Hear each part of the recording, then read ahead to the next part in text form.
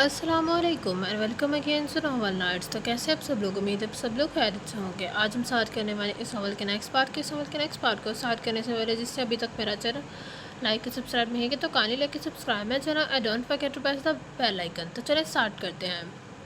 बानो बीबी दरवाज़ा खोली। रजाई ने मेहरबानो के बेडरूम का दरवाज़ा बजाया। कौन पीछे लग गया है? इतनी तावली क्यों हो रही हो? मेहरबानो ने कस्ती से उठकर दरवाज़ा खोल दिया। वो नीचे कासिम साहब आए बैठे हैं। उसकी इतला पे मेहरबानो ठीक ठिठक गई। कासिम साहब यहाँ? और बाकी सब कहाँ गए? निकार बीबी और माही बीबी कॉलेज गई हैं। वारिस बच्चा स्कूल पढ़ने गया हुआ है। सरदार बेगम और राबिया बीबी दूसरी हवेली गई हुई हैं और छोटी बेगम हाजरा बेगम सो रही हैं। रजाई ने बारी बारी सबका बताया था। और दाद बख्श वो कहाँ है? उसे बुला लो। बानो खुद कासिम के सामने जाते हुए झिझक रही थी। वो ज़मीनों की तरफ क्या है? उससे कमाद फैक्ट्री भेजना था। पर रजाई के पास सबकी खबर थी। अच्छा तुम चाय बनवाओ, मैं आती हूँ। जब मेहरबानो वापस पलटी और अपना दुपट्टा उठाकर अच्छी तरह ओढ़ती हुई बाहर निकल आई। अस्सलाम वालेकुम। मेहरबानो आहिस्ता से बोली। वालेकुम अस्सलाम, कैसी हैं आप? ऐसा कासिम अली चौंक कर अपनी जगह से खड़ा हुआ था। जी ठीक हूँ, आप कैसे हैं? अल्लाह का शुक्र है, मैं भी ठीक हूँ। उससे खुशगवार लहजे में कहा। उसकी पुरइश्तियाक नज़रें मेहरबानों पे ही थी। आप इस वक्त? वो कुछ पूछते पूछते रुक गई। कासिम बुरा ना मान जाए, मैं तो शायद ना ही आता, मगर किस्मत ले आई। कासिम अली से दिलचस्पी से देखता हुआ बोल रहा था। मतलब? मेहरबानो अनजान बनी। मतलब कि मैं 3-4 रोज़ से शहर गया हुआ था, आज ही वापसी आई है हुई है। रास्ते से गुजरते हुए सोचा कि चलो सबसे मिलते हुए जाता हूँ, मगर यहाँ आकर पता चला कि यहाँ तो कोई है ही नहीं सिवाय मेरी किस्मत के। कासिम अली का लहजा शौक हो रहा था। यहाँ सिर्फ मैं ही नहीं हूँ, छोटी अम्मी भी हैं। वो सो रही हैं मोहतरमा, रजाई से सब बता चुकी थी, तभी उस तरह खुल के बात कर रहा था। वो सोते हुए भी अपनी आँख खुली रखती है। वाह, क्या क्या क्वालिटी है उनकी। कासिम अली हंसा था। तभी दाद बख्श ड्राइंग रूम में दाखिल हुआ और मेहरबानों की कासिम अली के मुकाबिल वाले सोफे पर बैठे देखकर ठिठक गया था, लेकिन फिर अपनी अचानक मदाखलत पर शर्मिंदा भी हो गया था। आई एम सॉरी, मुझे पता ही नहीं था कि आप लोग बैठे हुए हैं। और शर्मिंदा लहजे में कहता वापसी सबके लिए पलटा। दाद बख्श तुम बैठो, घर पे और कोई नहीं है, मैं नहीं भी नहीं है था, इसलिए मुझे यहाँ आना पड़ा। मेहरबाना ने जैसे सफाई दी थी। चाय वगैरह ली है आपने? दाद बख्श को टेबल खाली देखकर क्या लाया? तुम्हारी बानो बीबी इतनी अच्छी मेज़बान नहीं है दाद बख्श, वो तो मुझे यहाँ से जाने का कह रही थी। मेहरबानों ने बाहर निकलते हुए उसका जुमला सुना था और मुस्कुराती हुई किचन की तरफ आ गई। रजाई ज़रा जल्दी अपना हाथ जलाया करो, काम के वक्त तुम्हारी सारी फुर्ती न जाने किधर जाती है। मेहरबानों रजाई पे खफा हुई थी। बस बानो बीबी, बस सब तैयार हो गया? रजाई ट्रे उठाते हुए बोली। कमाद भिजवा दिया तुमने? कासिम अली रजाई से चाय का कप लेते हुए दाद बख्श से मुखातिब हुआ। कुछ कल भिजवाया है और कुछ आज। दाद बख्श ने कप थाम लिया। इस बार जिस शुगर मिल में को खाद भिजवाने का हमारा इरादा था, वहाँ पहला हाथ तुमने मार लिया। कासिम अली ने कहा। पहला हाथ नहीं कासिम साहब, दूसरा हाथ। मैं पिछले साल भी अभी इस शुगर मिल में कमाद बेच चुका हूँ। पिछले साल हमारा नुकसान भी हुआ था और एक ट्राली किसी खड्ड में गिर गई थी। तुमने वो पिछली बार की कसर अब पूरी कर ली है। ज़ाहिर है एक कारोबार में होने वाले नुकसान का कारोबार से ही पूरा करना होता है। कासिम साहब, ये सारा कारोबार, लेन देन, आमदन और खर्चा वगैरह सरदार बेगम का है, यानी मेरे लिए एक अमानत है, इसलिए मुझे उस अमानत की पाई का किताब को रखना पड़ता है। उसने रसानत से कहा। कासिम अली चुप हो गया। और रही बात आपके इरादे की, तो अगर मुझे पता होता तो शायद मैं कहीं और फ़रोख्त कर देता। और दाद बख्श ने मासरत की थी। अरे कोई बात नहीं यार, माल तुम भिजवाओ या हम, बात तो एक ही न है ना। इस हवेली में और इस हवेली में कोई फ़र्क तो नहीं? कासिम अली ने सर चटते हुए इत्मीनान से कहा। फिर चाय पीने के फ़ौरन बाद जाने के लिए खड़ा हो गया। दाद बख्श उसे गाड़ी तक छोड़ने आ गया था। तुम्हारे लिए खाना लगाओ? रजाई को पता था कि वो सुबह से ज़मीना की तरफ निकला हुआ था और उसने अभी तक कुछ भी नहीं खाया था। मैं पहले नहा लूँ फिर खाना खाता हूँ, कहते हुए ड्राइंग रूम में खुलने वाली लोहे की चाबी के दरवाजे को खोलकर अपने कमरे की तरफ आ गया। उसे वाकई भूख लगी थी, इसलिए वो नहाकर सीधा ड्राइंग रूम में आया था। वो कुर्सी खींच कर बैठ गया था। तो चंद ही मिनटों में रजाई ने खाना टेबल पर सजा दिया। मेरा खाना? अचानक मेहर माँ की बुलंद आवाज़ में सदा उभरी थी। वो कॉलेज से लौटी थी और सीधी डाइनिंग रूम में आई थी। दाद बख्श उसकी आवाज़ पर टिटक गया था। अभी लगाती हूँ माही बीबी। रजाई तेज़ी से पलट गई। वो ऐन उसके सामने वाली कुर्सी खींच कर बैठ गई। नजरें उसी पर मरकूज थी, लेकिन वो अपने ध्यान में मगन खाना खाने मसरूफ़ था रहा। उसकी कोशिश में जल्द से जल्द यहाँ से उठने की थी। खाना कोई चुरा नहीं लेगा, खाते हुए देख लिया तो लिया करो, नज़री तो सारी तबाही की जड़ होती है। वो सुकून से बोला था। मुझे देखने से कौन सी तबाही हो जाएगी? महरमा चबा कर बोली, इसी एक नज़र की बदौलत ही तो इंसान के अंदर की ख्वाहिशात जागती हैं। दाद बख्श का जवाब ही अजीब सा था, और वो, तुम ख्वाहिशों की जागने से डरते हो? हाँ, डरता हूँ, क्योंकि जब इंसान के अंदर ख्वाहिशें जागती हैं तो फिर हर चीज़ का, हर शय का डर और हर खौफ ख़त्म हो जाता है। इंसान अपनी ख्वाहिशों को पूरा करने के लिए सब कुछ कर गुजरता है। इतनी परहेजगारी भी अच्छी नहीं होती दाद बख्श, और इतनी बेवकूफ़ी भी अच्छी नहीं होती मेहरमा बीबी। वो ग्लास में पानी डेलता हुआ बोला, तुम बुज़दिल हो। अपनी बुज़दिली छुपाने के लिए पारसाई का लबादा ओढ़ रखा है। बुज़दिल मर्द कुछ नहीं कर सकते, और बेवकूफ़ औरत सब कुछ कर सकती है। उस सख्त और खड़तरे लहजे में कहता कुर्सी धकेल कर खड़ा हो गया था। वाह! मेहरमा उसकी चोट पर बिलबिला उठी थी। दाद मेहरमा उसकी चोट पर बिलबिला उठी थी। मैं दाद बख्श हूँ मेहरमा बीबी, मुझे दाद बख्शी रहने थे। ज़मीन की खाक को सर पे मत चढ़ाएं। सर पड़ी खाक बर्बादी की अलामत कहलाती है। सरदार बेगम ने दाद बख्श को फ़र्श से उठाकर अर्श पे बिठाया है। प्लीज़ ऐसा कुछ मत कीजिएगा कि सरदार बेगम को उसी दाद बख्श को अर्श से उठाकर फ़र्श पे फेंकना पड़े। दाद बख्श नहीं सह पाएगा, वो कहते कहते जैसे कमज़ोरी पड़ गया था, और फिर वहाँ से निकलता चला गया था। मेहरमा शिद्दत से बैठी रह गई थी, और दाद बख्श अपने आप को, अपनी ज़ात को किस दायरे में रखता था, ये तो उसे आज पता चल रहा था। सुनहरी धूप सोना उगल रही थी, और लोग सर्दी से बचने के लिए सुनहरी धूप का जेवर अपने तन पे सजाने के लिए सूरज के साए तले बैठे हुए थे। आज सरदार बेगम का तख्त भी हवेली के लॉन में सजा दिया गया था, और झिलमिलाया। वहीं बैठे बैठे गांव की तो औरतें भी उनसे मिलने चली आई थी। रखिए, आज धूप निकली है तो चावल ही साफ़ करवा के रखवा लो। सरदार बेगम तकिए के सहारे ज़रा सा उठते हुए बोली, जी सरदार बेगम, मैं भी यही सोच रही थी। रखी घुटनों पे जोर डालते हुए बोली, रजाई अज्जू और रफ़ीक से कहो चावल की पूरी निकाल कर यहाँ रख जाए, मैं यहाँ कपड़ा बिछाती हूँ। रखी ने हदायत दी। रखी ने बड़ा सा मोटा कपड़ा बिछाया, और रजाई अज्जू और रफ़ीक वगैरह से कहकर गोदाम से चावलों की बोरी निकलवा कर ले आई थी।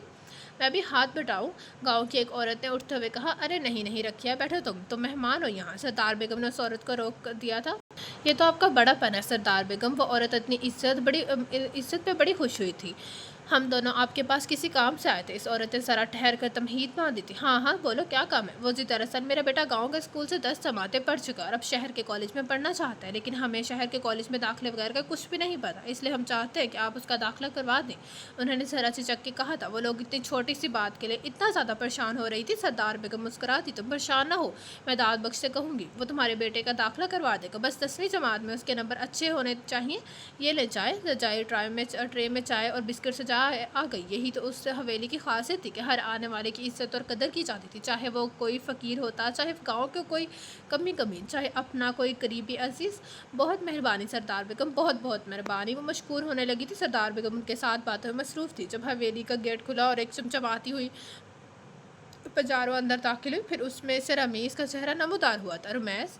सरदार बेगम उसे देखकर चौंक गई थी। वो पौधों की बाढ़ फैलाकर लॉन की तरफ ही आ रहा था। अस्सलाम वालेकुम। उसने करीब आते हुए ऊंची आवाज़ में सलाम किया। वालेकुम अस्सलाम। आओ मेरा बच्चा बैठो। वो कहनी पर जोर देते हुए उठकर बैठ गई थी। कैसी हैं आप? उनके पास तख्त पर ही बैठ गया था। अल्लाह का शुक्र है बेटा, ठीक ठाक हूँ। तुम सुनाओ, माँ कैसी है तुम्हारी? वो बिल्कुल फ़िट है। हाँ, आपको सलाम कह रही थी। उसने याद आने पे कहा।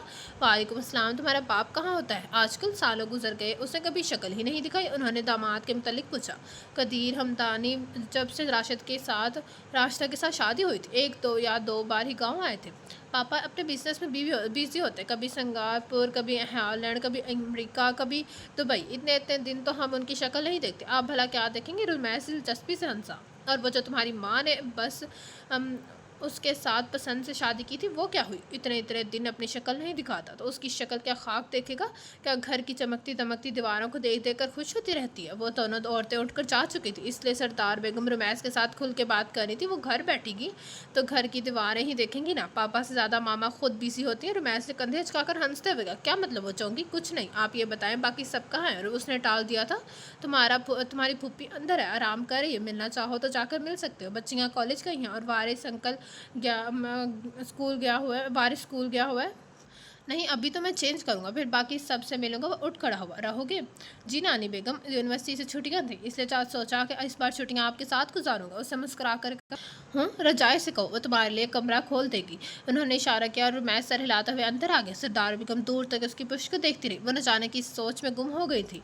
इसे कॉलेज के गेट के बाहर खड़े आधा घंटा हो चुका था उसका इंतजार करते हुए, लेकिन अभी अभी भी उसकी आमद के दूर दूर तक भी इम्कान नजर नहीं आ रहे थे। वो कोई तीसरी बार घड़ी देख रहा था। मेहरबानो यूनिवर्सिटी से और मेहरनिगार कॉलेज से फारिग हो चुकी थी, इसलिए जो उनको ले गया था, लेकिन मेहरमा आज थोड़ी लेट हो गई थी, इसलिए उसको पिक करने की जिम्मेदारी दाद बख्श पे आ गई थी।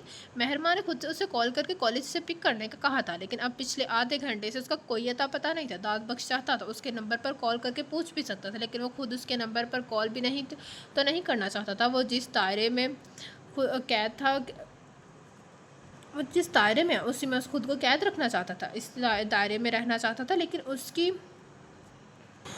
उसके आने में इतनी तासीर से उसे परेशानी भी कर रही थी। वो गाड़ी का दरवाज़ा खोलकर नीचे उतर आया और गेट से बाहर खड़े चौकीदार के पास चला गया, लेकिन उससे पहले कि वो चौकीदार से कोई इस्तफसार करता, अंदर से दूसरे चौकीदार ने गेट खोला और लड़कियों के टोले नमदार होना शुरू हो गए। दाद बख्श थोड़ा साइड पे हो गया था। हाय दाद, मेहरमा उसे दूर से ही देख कर चहकी थी और वहीं से हाथ हिलाया था। ये दाद कौन है? उसके एक क्लास फेलो ने पूछा था। कौन हो सकता है? जवाबन मेहरमा शरारत से बोली थी। तुम्हारा मंगेतर। जोनी ने कयास किया। मेहरमा खिलखिला कर हंसी थी। मंगेतर है तो नहीं, मगर दुआ करो हो जाए। वो यानी अभी कोई चक्कर चल रहा है? वो जोम भाई ने खेसी से बोली। यार कोशिश तो कर रही हूँ, मगर चल ही नहीं रहा। अमेजिंग यार, तुम्हारी खूबसूरती, तुम्हारी दिलकशी ने उसे मुतासर नहीं किया। वो खुद किसी से कम है क्या? शहाना क्या पर्सनैलिटी है? कुछ सिर्फ पर्सनैलिटी शहाना है, वो खुद कहीं से शहाना नहीं। इंतहाई आजिज़ परहेज़गार और मुत्तफ़क़ी से बंदा है। तमाम औरतें उसे अपने माँ और बहन नजर आती हैं। मेहरमा इस्तज़ाइया कहते हुए हंसी थी। ओके लो, अब चलती हूँ। बेचारा कब से इंतज़ार करे। मेहरमा ने खुदा हाफिज़ कहती हाथ हिलाकर आगे बढ़ गई थी।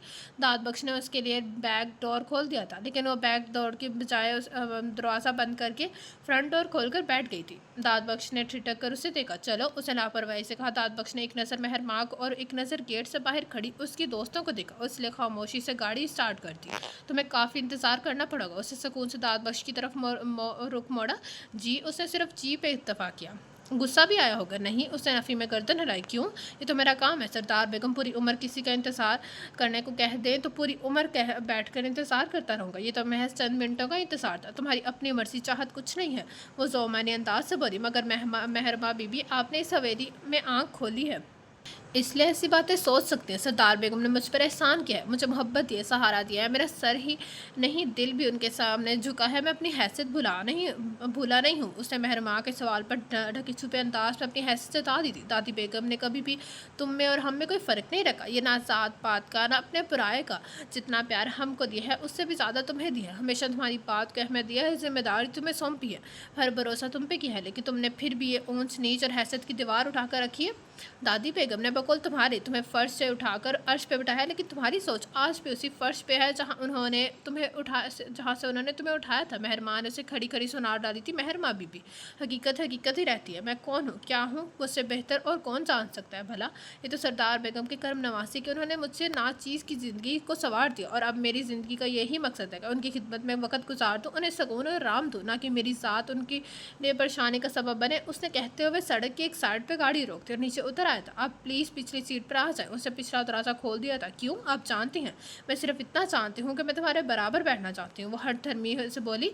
मैं इस काबिल नहीं हूँ। वो भी अपनी बात पे कायम रहा। मेहरमा डैशबोर्ड से अपना बैग उठाकर तिलमिलाती हुई अपना गुस्सा सबत करती फ्रंट सीट से उतरकर पिछली सीट पर आन बैठी। उसके बैठते ही दाद बख्श ने दरवाज़ा बंद किया और ड्राइविंग सीट पे आ गया। फिर बाकी का तमाम रास्ता बिल्कुल खामोश रही, और उसकी खामोशी उसके गुस्से का इजहार थी। दाद बख्श ने सुकून का सांस लिया था, लेकिन जैसे ही उसकी गाड़ी हवेली में दाखिल हुई, वो ठिठक गया। सामने ही रोश पे ब्लैक पराजो खड़ी थी। रुमैस साहब आए हैं, उसने हैरानी से सोचा और उसकी पेजारों के पीछे ही गाड़ी पार्क कर दी। क्या बात है जनाब, यहाँ मेहमानों को कंपनी देने का कोई रवाज नहीं है क्या? मेहरबान शाल ओढ़ते बिल्कुल बालकनी में खड़ी थी, और उसके पीछे रुमैस भी वहीं चल आया था। नीचे सब लोगों की कंपनी कम पड़ी गई थी कि क्या आप मेरी कंपनी का ख्याल आ गया, यही समझ लो। रुमैस पानी खेस अंदाज में मुस्कराया। फिर मायूसी होगी आपको। क्यों जनाब? मेरा मूड ख़राब है, इसलिए बेहतर है कि आप चुप रहें और मुझे भी चुप रहने दें। और हाँ, मुझे ये जनाब शनाब कहना अच्छा नहीं लगता, एहतियात कीजिएगा। उसने करारा सा जवाब दिया था। तो फिर क्या कहूँ मेहरमा? वो दो टोक बोली। नहीं, मैं तो तुम्हें माँ ही कहूँगा, जैसे बाकी सब कहते हैं। ہوں ٹھیک ہے، ویسے تمہارا موڈ کیوں آف ہے؟ رمیش نے اسے گہری نظر سے دیکھتے ہوئے پوچھا۔ میں ذرا پرسنل سوال پسند نہیں کرتی، مہربانہ اگواری سے بولی تھی۔ رمیش سے ذرا سٹ پٹا کر اسے دیکھا اور وہ صرف زدی اور ہٹ درم ہی نہیں، خاصی منہ پھٹ بھی لگ رہی تھی، اور کسی بھی منہ پھٹ سے مروت کی توقع رکھنا انتہائی عبث ہوتی ہے۔ رمیش کو خاصا مشکل پروجیکٹ لگی تھی وہ، آج تو خاصی روڈ بھی ہو رہی ہو۔ پلیز رمیش بھائی، وہ جھنجھلا کے بولی۔ صرف رمیش بھی کہہ سکتی ہو؟ اوکے رمیش صاحب پلیز، آپ کو برا لگے گا لیکن میں مجبور ہوں، آپ سے ٹھیک طرح سے بات نہیں کر پاؤں گی، آپ نیچے چلے جائیں، پانو اور نگار وغیرہ آپ کو کمپنی دے گی۔ رمیش کو تاؤ آیا تھا لیکن پھر نظر انداز کر گیا۔ اوکے میں چلتا ہوں، لیکن اس امید کے ساتھ کہ صبح تم سے فریش موڈ کے ساتھ ملاقات ہوگی۔ رمیش وہاں سے چلا گیا تھا لیکن مہرباں وہیں بالکنی میں کھڑی رہی اور اسے کھڑے کھڑے کافی دیر گزر گئی تھی جب مہربانو اندر داخل ہوئی۔ کیا بات ہے، کیا آج پھر داد بخش کے ساتھ کوئی جھگڑا ہوا ہے؟ مہربانوں نے چھوٹتے ہی استفسار کیا۔ تمہیں کیسے پتا؟ مہربانوں کے حیرانی سے دیکھا۔ پوری حویلی میں ایک ہی بات ہے ایک ہی وہی ہے جو تمہاری بات سے اختلاف کرتا ہے، یقیناً آج بھی ایسا ہی کچھ ہوا ہوگا، اور آج تم کالج سے اکیلی ہی اس کے ساتھ آئی ہو۔ مہربانوں نے کافی گہرائی سے مشاہدہ کیا اور درست اندازہ لگایا تھا۔ مہرباں تم جس راستے پر چل رہی ہو، انجام سوچا ہے تم نے؟ مہربانوں کا لہجہ سنجیدہ تھا۔ انجام کوئی بھی نہیں سوچتا، اور جو انجام سوچتا ہے وہ آغاز بھی نہیں کر سکتا۔ وہ بھی مہربانوں کے قریب آ کھڑی ہوئی تھی۔ وہ زمانے اور تھے اور ماہی جہاں لوگ دل کے کہے پر چل پڑتے تھے، یہ زمانہ اور ہے، یہاں پر ہر کام باقاعدہ پلاننگ اور سوچ سمجھ کر کیا جاتا ہے، کیونکہ یہ زمانہ بہت فاسٹ ہے، انتہائی تیز رفتار، تیز دھاڑ۔ یہاں منہ کے بل گرنے کو اور کچل نہ جانے کا خدشہ زیادہ ہوتا ہے۔ مہربانوں نے اسے سمجھانے کی کوشش کی تھی۔ تم کہنا کیا چاہتی ہو؟ یہی کہ تم اپنی نادانی اور بے وقوفی سے باز آ جاؤ، جسے تم بے وقوفی اور نادانی کا نام دے رہی ہو۔ وہ میرے دل کی خواہش ہے بانو، مہربان تڑپ کر بولی۔ تمہاری دل کی خواہش دادی بیگم کے دل کے اوزار بن جائے گی مہربان، اور وہ مفت میں مارا جائے گا۔ یہ اونچی حویلیاں والے اپنے خود سر بیٹیوں پہ الزام نہیں ڈالتے، ان کے عتاب کا نشانہ غریبوں کے فرزند بنتے ہیں۔ دادی بیگم ہم سب کے لیے کتنی ہی نرم، جو خود سہی لیکن اس معاملے میں ان کا جلال بھی دیکھنے والا ہوگا، اور نشانہ داد بخشی بنے گا۔ مہربانوں نے حقیقت پسندی سے کام لیتے ہوئے اسے صاف بتایا تھا۔ مہرباں ماں کتنی ہی دیر کچھ کہہ نہ سکی۔ رجائی داد بخش کہاں ہے؟ وہ 2 دن سے کہیں نظر نہیں آیا۔ مہرباں کالج سے واپس آئی، یہ لنچ پہ کرنے کے لیے بیٹھی تو بے ساختہ ہی پوچھ لیا۔ 2 دن سے ان دونوں کا کوئی آمنا سامنا نہیں ہوا تھا۔ اس بیچارے کی تو طبیعت ہی خراب ہے۔ حاجرہ بیگم ڈائننگ روم میں داخل ہوتے ہوئے اس کی بات سن چکی تھی، لیکن مہربان کے جواب پہ بری طرح چونکی تھی۔ کیا ہوا ہے داد بخش کو؟ اسے دوسری بار بھی رجائی کو وہی مخاطب کیا تھا۔ 2-3 مزدوروں کے پیچھے بھاگا دوڑ رہا تھا، زمینوں پر ہل چلانا تھا۔ آدھا کام مزدوروں نے کیا، آدھا اس نے خود کیا۔ شام گئے، واپس آ کر نہانے گھس گیا۔ اتنی مشقت کرنے کے بعد جسم گرم تھا، اس لیے ٹھنڈے پانی سے نہانے کی وجہ سے بخار ہو گیا۔ ابھی اسے چائے دے کر آئی ہوں، اس کا گلا بھی خراب ہو رہا تھا۔ رجائی نے کافی تفصیل سے جواب دیا۔ مہرباں کی پریشانی وہ 2 چند ہو گئی تھی، لیکن حاجرہ بیگم کی موجودگی کے باعث اظہار نہیں کیا۔ بہت ہی محنتی اور اچھا بندہ ہے داد بخش، سردار بیگم کو ایسا ملازم آنے والی کئی نسلوں میں بھی نہیں ملے گا۔ حاجرہ بیگم نے تنزیہ سراہا۔ داد بخش ملازم نہیں ہے اماں بیگم۔ مہرباں ان کی طرف رخ موڑتے ہوئے چبا کر بولی۔ تو پھر کیا ہے؟ انہوں نے تمسخر اڑایا۔ یہ سوال آپ دادی بیگم سے جا کر کریں۔ داد بخش میرا بیٹا ہے، میرا پوتا ہے، میرا نواسا، اور کتنے رشتے بتاؤں؟ سردار بیگم کی سماعتوں سے بھی حاجرہ بیگم کی آواز دور نہیں رہ سکی تھی۔ وہ داد بخش کے لیے رجائی کو یخنی بنانے کا کہنے آئی تھی، اور یہ کام ان کے لیے اتنا اہم تھا کہ وہ خود اپنے کمرے سے اٹھ کر یہاں تک آ گئی تھی۔ یعنی داد بخش اس حویلی میں وارث کا حصہ دار ہے، جاگیرداری اور کا بٹوارا ہوا تو دونوں کو برابر کا حصہ ملے گا۔ حاجرہ بیگم اپنے سینے میں سوالوں سے پھانس کی طرح ان کا اٹکا سوال آج بے ساختہ ہی زبان تک لے آئی تھی۔ اس حویلی کی وارث اور حقدار میں خود ابھی زندہ ہوں، اور اس حویلی کی وارث اور حقدار کا فیصلہ بھی میں خود کروں گی۔ ایک بات کان کھول کے سن لو بہو بیگم، اس حویلی اور جائیداد کے سب کو برابر کا حصہ ملے گا۔ میں 4 گاؤں کے لوگوں کو میں بیٹھ کر حصہ کروں گی۔ سردار بیگم سختی سے کہہ کر رجائی کو لیے وہاں سے چلی گئی تھی۔ حاجرہ بیگم ناگن کی طرح بل کھا رہی تھی۔ نہیں پھر جوانی میں بیوگی کے بعد ان کی آنکھوں نے اگر کوئی خواب دیکھا ہی تھا تو وہ اس حویلی اور جاگیر پر راج کرنے کا خواب ہی تھا۔ یہ حویلی چھوڑ کر بھی جا سکتی تھی، لیکن اپنے بیٹے کو اور اس حویلی کو چھوڑنے کا حوصلہ نہیں ہوا تھا۔ ان کے تصور میں یہ حویلی اور راج دھانی سردار بیگم کے بعد ان کی ملکیت تھی، لیکن سردار بیگم تو نہ جانے کیا کیا سوچے بیٹھی تھی۔ وہ جیب سے کشمکش کا شکار تھی، دل بے چین اور اضطراب کے گھیرے میں تھا۔ دل جس پہ امادہ تھا، دماغ اس پہ انکاری کا ہو رہا تھا۔ سوچے بھی مسترب سی محسوس ہو رہی تھی۔ کافی دیر وہ بستر پر لیٹی، یوں ہی گھروٹے بدلتی رہی۔ ابھی لا کر اٹھ کر بیٹھ گئی۔ اپنے دھیان کو اس کی سوچ سے ہٹانے کے لیے اس نے ایک جتن کیا اور ٹیلی ویژن کو آن کر کے بیٹھ گئی۔ تقریباً 5 منٹ وہ چینل سرچ کرتی رہی، پھر ریموٹ بیڈ پہ اچھال کر اٹھ کھڑی ہوئی، الماری کے پاس گئی اور اپنی گرم شال نکال کر اوڑھتی ہوئی کمرے سے باہر نکل آئی۔ باہر ہر طرف ملچر سا اندھیرا پھیل رہا تھا۔ وہ آہستگی سے سیڑھیاں اترتی ڈرائنگ روم میں کھلنے والے دروازے کے پاس آ گئی۔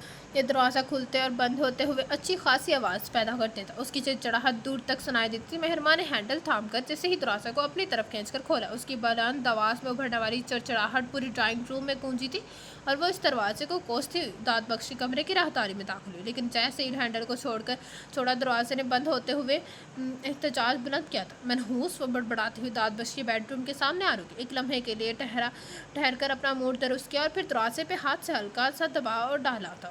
دروازہ کھلتا چلا گیا۔ داد بخش کبھی بھی اپنے بیڈ روم کا دروازہ اندر سے بند کر کے نہیں سویا تھا، گویا اس کا کچھ بھی پرسنل نہیں تھا۔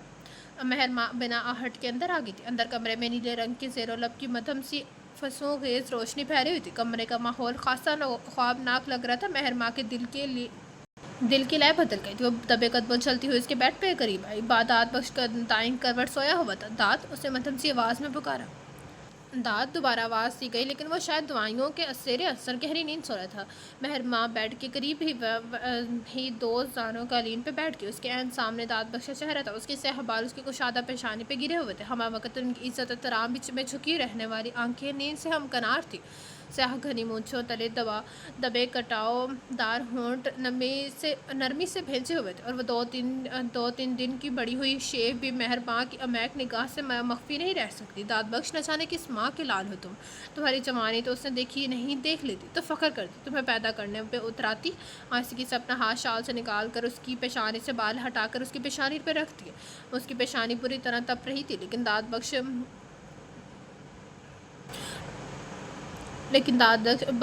ٹھنڈے ہاتھ کے سرد لمس کی وجہ سے جلدی سے تڑپ کر اٹھ کے بیٹھا تھا۔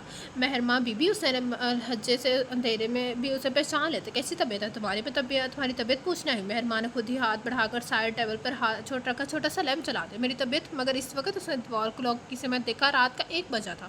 جب فرصت ملے گی تبھی پوچھوں گی نا، اس نے بے نیازی ظاہر کی۔ لیکن مہرماں بی اس وقت آپ کا میرے بیڈ روم میں آنا مناسب نہیں، پلیز آپ خود سمجھنے کی کوشش کریں۔ داد بخش کی بخار سے سرخ آنکھوں میں لال ڈورے تیر رہے تھے اور کچی نیند ہلکورے لے رہی تھی۔ داد بخش بمشکل اپنے اعصاب ٹھکانے لا پاتا۔ ہر وقت مناسب اور غیر مناسب کے چکروں میں مت پڑا کرو، کبھی کسی کے احساسات اور جذبات بھی سمجھ لیا کرو۔ مہرماں کو اس کی پریشانی اور فکر پہ غصہ آیا تھا۔ داد بخش نے کمبل ہٹا کر پاؤں بیڈ سے نیچے اتار دی۔ اب تم اٹھ کیوں رہے ہو؟ میرے سر پہ بدنامی کھڑی ہے اور میں سویا رہوں؟ واٹ؟ اب میں تمہارے لیے بدنامی ہو گئی ہوں؟ وہ تلملا کر بولی، جہاں کوئی مضبوط رشتہ نہ ہو وہاں بدنامی ہی ہوتی ہے۔ میرے اور آپ کے درمیان کوئی رشتہ نہیں ہے۔ اس نے سلیپر پہنتے ہوئے کھڑا ہو گیا۔ کہاں جا رہے ہو؟ مہرماں چبا کر بولی تھی، کمرے سے باہر۔ تم کہیں نہیں جاؤ گے؟ باہر بہت ٹھنڈ ہے، میں آپ کو بھی تو اپنے کمرے سے نہیں نکال سکتا۔ داد بخش نے کرسی پر رکھی اپنی گرم چادر اٹھائی۔ بخار سے تپتے ہوئے وجود پہ ماحول کی خنکی تیزاب آپ کی طرح محسوس ہو رہی تھی۔ تم خود بھی کہیں نہیں جا سکتے، بیٹھو یہاں۔ مہربان نے داد بخش کے سینے پہ ہاتھ رکھ کے اسے پیچھے بیڈ کی طرف دھکیلا تھا۔ بیٹھو۔ مہربان نے اسے بٹھا کر چھوڑا۔ کمبل اوڑھو اور پاؤں اندر کرو۔ اس نے داد بخش کے پاؤں سے سلیپر بھی نکال دیا، لیکن وہ اپنی جگہ پہ دم بخود سا رہا تھا۔ ایک عرش پہ اسے سردار بیگم نے بٹھایا تھا اور ایک عرش پہ مہرماں ولی محمد بٹھا رہی تھی۔ داد بخش کی نظریں مہرماں پہ گڑی تھی، وہ جو اسے آنکھ اٹھا کر بھی نہیں دیکھ سکتا، آج آنکھیں پھیلائے اسے دیکھ رہا تھا۔ اس نے نظر اٹھا کر داد بخش کو دیکھا، لیکن اسے اپنی طرف ہی دیکھتے پا کر اس کی پلکیں بے ساختہ جھک گئی۔ وہ سر تپا اس کے سامنے بھی اس کی محبت اور ایک عنایت کی منتظر تھی۔ اس کے روم سے داد بخش کی محبت کی مہک اٹھ رکھتی تھی۔ وہ سراپا سندل بنی ہوئی تھی۔ داد بخش چاہتا تو اپنے گھٹنوں پہ رکھ کے اس کے ہاتھوں پہ اپنے ہاتھ رکھ کر اس کی منتظر محبت کو قبولیت کے سن دے سکتا تھا، لیکن اگر وہ یہ چاہتا تو اور بہت کچھ کھو دیتا، اور اس بہت کچھ میں سر فہرست سردار بیگم کا اعتبار اور اپنے کردار کا فخر تھا، اور وہ دونوں چیزیں ہی نہیں کھو سکتا تھا۔ بس اسے اس وقت اس لمحے کو کھونا تھا، اس نے کھو دیا۔ وہ مہرماد ولی محمد کے ہاتھ پہ بے رغبتی سے جھٹک کر کھڑا ہو گیا اور دوسرے ہی لمحے کمرے سے باہر نکل گیا تھا، اور مہرماں اپنی جگہ پہ پتھرائی ہوئی بیٹھی رہ گئی تھی۔ वो लॉन के बीचों बीच खड़ा इंतहाई गहरी गहरी सांसें ले रहा था। माहौल में शामिल दबेज धुंध के बायस ज़मीन से अजीब सी महक उठ रही थी और इस महक में कुछ कच्ची मिट्टी की आमजिश महसूस हो रही थी। लॉन की घास भीगी भीगी लग रही थी और इस धुंध के बायस रात की स्याही सुर्ख धुंधली रोशनी में बदल रही थी। उससे लॉन में टहलते हुए एक फैसले पे पहुंचते हुए काफ़ी देर लग गई थी। फजर के अज़ान में आधा घंटा रह गया तो उसे नमाज़ पढ़ने के लिए भी जाना था, इसलिए बेहतर था कि एक काम अभी ख़त्म कर लेता। उसे सरदार बेगम के कमरे के बाहर ठहरते हुए एक पल के लिए सोचा, फिर दस्तक दे डाली थी। सरदार बेगम तहज्जुद के वक़्त उठती थी और सुबह सूरज के फूटते तक जागती थी। उस दौरान वो कुरान पाक और नमाज और वजीफ़ा पढ़ती रहती थी और इस इबादत से फारिग हो जाती तो तस्बीह लेकर अपने बस्तर में बैठ जाती थी। वो शायद कुछ पढ़ रही थी। इसे दाद बख्श की दूसरी दस्तक पे भी जवाब मौसूल नहीं हुआ था और बिलाखत इसी दस्तक देने के बाद वो दरवाज़ा खोल धकेल कर अंदर दाखिल हो गया था। सरदार बेगम सामने ही चाय नमाज पे बैठी तस्बीह पढ़ रही थी। उन्होंने आंख के इशारे से उसे बैठने का कहा। उनकी इजाज़त पे काफ़ी बोसल कदमों से आगे बढ़कर उस कुर्सी पे बैठ गया था। अल्लाह के हुजूर दुआ मांग कर दाद बख्श की तरफ मत चाहिए। तुम ठीक तो हो? उन्होंने तशवीश भरे लहजे में पूछा। जी ठीक हूँ। कहाँ से आ रहे हो? बाहर लॉन से। क्यों कह रहे थे तुम्हारी तबीयत तो ख़राब थी, फिर इतने सर्द मौसम में बाहर क्यों चले गए? तो दाद बख्श चंद साने यूं ही खामोश बैठा रहा, फिर कुर्सी उठाकर चाय नमाज के करीब आकर बैठ गया और हाथ बढ़ाकर सरदार बेगम का हाथ पकड़ लिया। हैरानी से उसकी हरकत नोट करी थी। आपके सामने कोई बात कर दूँ तो क्या उसके लिए कसम खाकर यकीन दिलाना ज़रूरी है? वो काफ़ी संजीदगी से ठहर ठहर कर बात कर रहा था। सरदार बेगम के तहस्सुस में इजाफे के साथ साथ पेशानी की शक्लों में भी इजाफा हो गया था। कैसी बातें कर रहे हो तुम? उन्होंने हैरत हुई थी। जो मैं पूछ रहा हूँ आप वो बताएं। दाद बख्श का लहजा और अंदाज तो टोक हो रहा था। तुम खुद जानते हो कि मैं तुम्हारी बात अब मेरे लिए क्या अहमियत रखती है और मुझे कितना यकीन है तुम पे, लेकिन ये बात ही कि कुछ ऐसी है कि आपका एतमाद डोल सकता है। बात जो भी हो दाद बख्श, तुम पे मेरा यकीन इतना कमज़ोर भी नहीं कि दान और डोल हो जाए। सरदार बेगम का लबो लहजा मजबूत था जिस पे दाद बख्श ने इत्मीनान से गहरी सांस खारिज की थी। मैं बहुत दिनों से बल्कि बहुत अरसे से बात आपके इल्म में लाना चाह रहे थे, लेकिन खुद में इतनी हिम्मत और हौसला नहीं पा रहा था कि आपके सामने सब कह पाता। मैं सोचता था कि सब कुछ खुद ब खुद ठीक हो जाएगा, वक्त के साथ साथ उसे अकल आ जाएगी और वो समझ आएगी, लेकिन वो बहुत नादान है। आपने मुझ पर एतमाद किया, मुझ पर भरोसा किया, अपनी इज्जतें अपनी अमानतें मुझ पर यकीन रखते हुए मुझे सौंप दी। मैं सब कुछ खो सकता हूँ मगर सब कुछ हो सकता हूँ मगर बेगैरत और बेज़मीर नहीं हो सकता कि मैं आपकी इज़्ज़त या अमानत में कोई ख़यानत करूँ। मैं आपकी इज़्ज़तों का अमीर हूँ, हमेशा यही रहना चाहता हूँ और इसके लिए ज़रूरी है कि मैं इस हवेली से दूर हो जाऊँ। मैं यहाँ से जाना चाहता हूँ इस वक्त से पहले जब इस हवेली के मकीन खुद मुझे धक्के देकर निकालेंगे। दाद बख्श कहते कहते जैसे थक गया और उस सरदार बेगम साकत और सामत सी बैठी ऐसे उसे देखती रही। वो हैरत से गग हुई लग रही थी। किसकी बात कह रहे हो तुम? कुछ देर बाद वो सहरगोशी में बोली। मेहरमा बीबी की। उनके अंदाज़ों की तस्दीक हो गई थी। सरदार बेगम चूँकि तुम बैठी रह गई थी, पहले कभी क्यों नहीं बताया? उनकी आवाज़ किसी कोने से आती महसूस हो रही थी। पहली बात कभी इस नौबत तक नहीं पहुंची थी। नौबत? उन्होंने इस्तफाम नज़रों से देखा। आज रात वो मेरे कमरे में आई थी मगर मेरी इयादत के लिए मुझे पता ही नहीं चला वो कब आई। मैं दवाइयों की वजह से नींद में था। पता तो तब चला जब मेहरमा बीबी ने मेरी पेशानी पे हाथ रखा। दाद बख्श ने सारे राज अया कर दिए थे और अपने ज़मीन पर रखा बोझ भी उतार फेंका था। अब सरदार बेगम चाहे जो भी फैसला सुनाते मगर वो हल्का फुल्का और आज़ाद हो चुका था। अब उसकी ज़मीर पे कोई बोझ नहीं था कि वो सरदार बेगम से कुछ छुपा रहा था। आप प्लीज़ मुझे यहाँ से दूर भेज दें। उसने फिर कहा था, उन्हें उकसाया था। नहीं तुम्हें क्यों भेजूँ? उसे ही ना भेज दो, उन्होंने खुद कलामी से अंदाज में कहा और दाद बख्श ठिठक गया था। कैसे? जैसे हर बेटी माँ बाप का घर छोड़ के जाते। सरदार बेगम का लहजा मजबूत और फैसला कुन था। दाद बख्श हैरत से देखता रह गया। पिछले 4-5 दिनों से सरदार बेगम गहरी और सोचों में खोई हुई थी। उन्हें समझ में नहीं आ रहा था कि अपनी ज़ात को बेदाग कैसे रखे, लेकिन ऊपर वाला साथ देने वाला हो तो सब मुमकिन हो जाता है। 2 दिन हुए रमीज़ को वापस शहर गए हुए और आज 2 दिन बाद राशिदा बेगम अपने शोहर कदीर हमदानी के हमरा हवेली चली आई थी। जहाजरा बेगम अपने भाई को देखकर खूब आवभगत कर रही थी, जबकि राशिदा बेगम आज राबिया बीबी बड़ी भाभी पे फिदा नज़र आ रही थी।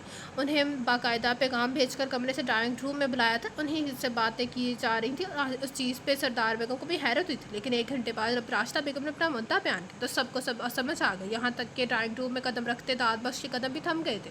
अम्मा बेगम आप जानती तो है ना कि मेहरमा के लिए दिया हुआ रमेश का प्रपोजल वली भाई ने खुद कबूल किया था। जब राशिदा बेगम ने कासिम अली के लिए मेहरबानों को मांगा था تو میں نے بھی مہر ماں کی پیدائش کے بعد یہی سوال کیا تھا اور وہ خوشی خوشی مان گئے تھے۔ راشدہ بیگم کی آمد کا جواز سعد بیگم بخش کے سامنے کھل چکا تھا اور وہاں سے الٹے قدموں سے واپس پلٹا تھا۔ مہر بانو بڑی ہوئی تو سعادت نے اسے رشتے کا باقاعدہ اعلان کیا تھا، منگنی کی تھی، پھر تم نے ایسا کیوں نہیں کیا؟ سردار بیگم کا لہجہ تیکھا ہو گیا تھا۔ میں ایسا کیسے کرتی ہوں اماں بیگم؟ آج کل کے بچوں کو آپ جانتی تو ہیں، ذرا سی ان کی مزاج کے خلاف بات کرو تو اتنے دن ان کے موڈ ہی آف رہتے ہیں۔ میں ڈرتی ہوں تھی کہ نہ جانے بچے کے پسند اور ناپسند کیا ہوگی، لیکن شکر ہے کہ میں اس کو خود بخود ہی مہر ماں کا خیال آ گیا اور اس سے پسند کرنے لگا ہے، شادی پہ آمادہ ہے اور اسی لیے میں آج بھاگی چلی ہوں۔ راشدہ نے چہک کر کہا تھا، تم اور تمہارے بیٹے تو آمادہ ہو، لیکن یہ بھی دیکھنے گیا کہ مہر ماں اور مہر ماں کی والدہ کیا کہتی ہیں۔ انہوں نے بیٹی کو دھیرج رکھنے کا کہا تھا، مگر اماں بیگم اس میں کہنے نہ کہنے کی بات کہاں سے آ جاتی ہے؟ رشتہ تو پہلے ہی ہو چکا، رابعہ بھابھی بھی تو جانتی ہیں، یہ اس روز پاس ہی تو تھیں۔ راشدہ بیگم نے حیرت اور تعجب کا اظہار کیا تھا، اس روز اور آج کے روز میں بڑا فرق ہے میری بچی، لیکن اماں بیگم زبان تو وہی ہے نا؟ راشدہ نے زور دے کر کہا، زبان دینے والا مر چکا ہے، اور بے تاثر انداز میں بولی تھی راشدہ بیگم اپنے شوہر کے دیر ہمدانی، اور پھر رابعہ بی کو دیکھ کر رہ گئی۔ یہ کیا کہہ رہی ہیں آپ؟ ٹھیک کہہ رہی ہوں، تم یہ رشتہ تقریباً بھلا چکی تھی، اب اچانک کیسے یاد آ گیا؟ اس بار رشتہ تھوڑا سا کھنچا گئی، لیکن پھر سنبھلنے میں کچھ بھی چند سیکنڈ ہی لگے تھے۔ آپ کو پتا تھا کہ میں بچوں کی وجہ سے چپ تھی، اور اب بھی بچوں کی وجہ سے ہی چپ ہیں؟ کیا مطلب ہے آپ کا؟ مطلب تمہیں سوچ سمجھ کر بتائیں گے۔ مگر اماں بیگم، راشدہ نے کچھ کہنا تھا، کچھ وقت تو ہمیں۔ وہاں سے اٹھ کھڑی ہوئی تھی۔ یہ کیسے ہو سکتا ہے؟ مہر ماں کا دماغ گھوم گیا تھا، وہ ایک جھٹکے سے صوفے سے کھڑی ہو گئی تھی۔ ہو چکا ہے مہر بانو نے ثانیت سے کہا، میں رمیز بھائی کے ساتھ شادی نہیں کرنا چاہتی۔ وجہ؟ مہر بانو پوچھ رہی تھی، وہ جیسے انسان ہو ویسے وجہ تم جانتی ہو مہر بانو؟ میں جانتی ہوں نا۔ دادی بیگم نہیں جانتی۔ مہر بانو نے کندھے جھٹکے، تو تم بتا دو ان کو، میں کیسے کسی پہ ظلم نہیں کر سکتی۔ ظلم؟ مگر کس پہ؟ مہر ماں کو حیران ہوئی۔ داد بخش پہ۔ اس میں داد بخش کہاں سے آ گئے؟ اس میں داد بخش کو تم ہی تو لے کر آئی ہو ماہی، تمہیں کیا کیے دھرے کی سزا داد بخش کو ملے گی؟ اس کا اس حویلی کے سوا اور کوئی ٹھکانہ نہیں ہے ماہی، اسے ذلیل مت کرو۔ یہاں سے نکالا گیا تو کہاں جائے گا؟ مہر بانو نے اسے سمجھانے کے لیے ایک بار پھر ناکام کوشش کی تھی۔ یہاں سے کوئی نکالا جائے گا؟ اگر دادی بیگم کو واقعی اس سے محبت ہے تو وہ اسے کبھی نکالیں گی نہیں۔ یہ تو بات کی بات ہے نا کہ کیا ہوگا۔ ابھی تو صرف یہ سوچو کہ مہر بانو میں کچھ بھی سوچنا اور سمجھنا نہیں چاہتی، میں نے جو کہہ دیا ہے بس کہہ دیا۔ میں رمیش بھائی سے شادی نہیں کروں گی، میری طرف سے انکار ہے۔ میرا انکار دادی بیگم تک پہنچا دینا، وہ کہہ کے وہاں سے چلی گئی تھی، اور مجبوراً مہر بانو نے اس کا انکار دادی بیگم کے حضور پیش کر دیا تھا، جس پہ انہوں نے مہر ماں کو اپنے کمرے میں طلب کیا تھا، اور مہر ماں دل میں بہت سے ارادے باندھ کے ان کے حکم پہ حاضر ہو گئی تھی۔ جی دادی بیگم، آپ نے بلایا تھا مجھے؟ اس نے ان کے روبرو بیٹھتے ہوئے سر جھکا کر دھیمے لہجے میں پوچھا تھا، لیکن اس کی سرکشی کی خوشبو اس کے ایک انداز سے محسوس ہو رہی تھی۔ تم نے رمیز کے لیے انکار کیا؟ جی، اس نے اعتراف کیا۔ میں تم سے انکار کی وجہ نہیں پوچھوں گی، بلکہ یہ پوچھوں گی کہ کیا وہ بھی اس انکار میں شامل ہے جو اس کے انکار کی وجہ ہے؟ سردار بیگم کا سوال مہر ماں کو پریشان کرنے کے لیے کافی تھا۔ دیکھو میری جان، میں ایک دل میں اصول پرست اور انصاف پرست جاگیردار کی بیوی ہوں۔ آج سے بہت سال پہلے راشدہ نے قدیر کو پسند کیا تھا اور مجھ سے چھپایا تھا، لیکن جب بات شادی پہ آئی تو اسے اپنا راز کھولنا پڑا۔ اس نے چودھری امتیاز کے رشتے سے انکار کیا تھا، لیکن میں نے انکاری کی وجہ نہیں پوچھی تھی، بلکہ صرف اتنا کہا تھا کہ جس کے ساتھ رخصت ہونا چاہتی ہو اسے اپنے ساتھ لے کر آؤ۔ وہ اگر تمہارا ہاتھ مجھ سے مانگ لے۔ اس نے قدیر سے رابطہ کیا، وہ اپنے ماں باپ کے ساتھ حاضر ہو گیا، انہوں نے ہاتھ مانگا میں نے اپنی بیٹی کو دھوم دھام سے اس کے ساتھ رخصت کر دیا، کیونکہ مجھے پتا تھا کہ میں اگر انکار کر دیا تو اختلاف کروں گی تو بھی کوئی فائدہ نہیں ہوگا، بلکہ الٹا مجھے ساری زندگی اس کی طرف سے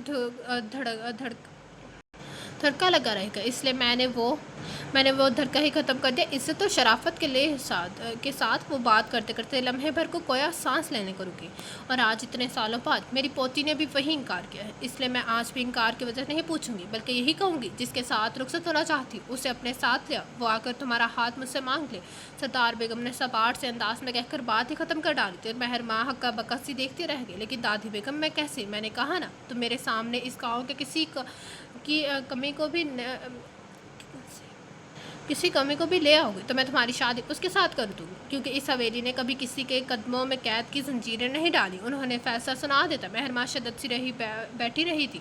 رجائی رجائی رجائی، مہر ماں خود بے ضبط کرتی رجائی کو پکارے جا رہی تھی۔ جی ماہی بی بی، وہ تیزی سے سیڑھیاں اترتی سامنے آئی تھی۔ داد بخش کہاں ہے؟ اس کے لہجے میں کچھ ایسا ضرور تھا کہ رجائی چونک گئی تھی۔ میں تم سے پوچھ رہی ہوں رجائی، وہ چیخ کر بولی۔ جی وہ تو کل سے ڈیرے پہ ہے، کب آئے گا؟ جی آج تو نہیں آیا، زمینوں پہ کام ہو رہا ہے۔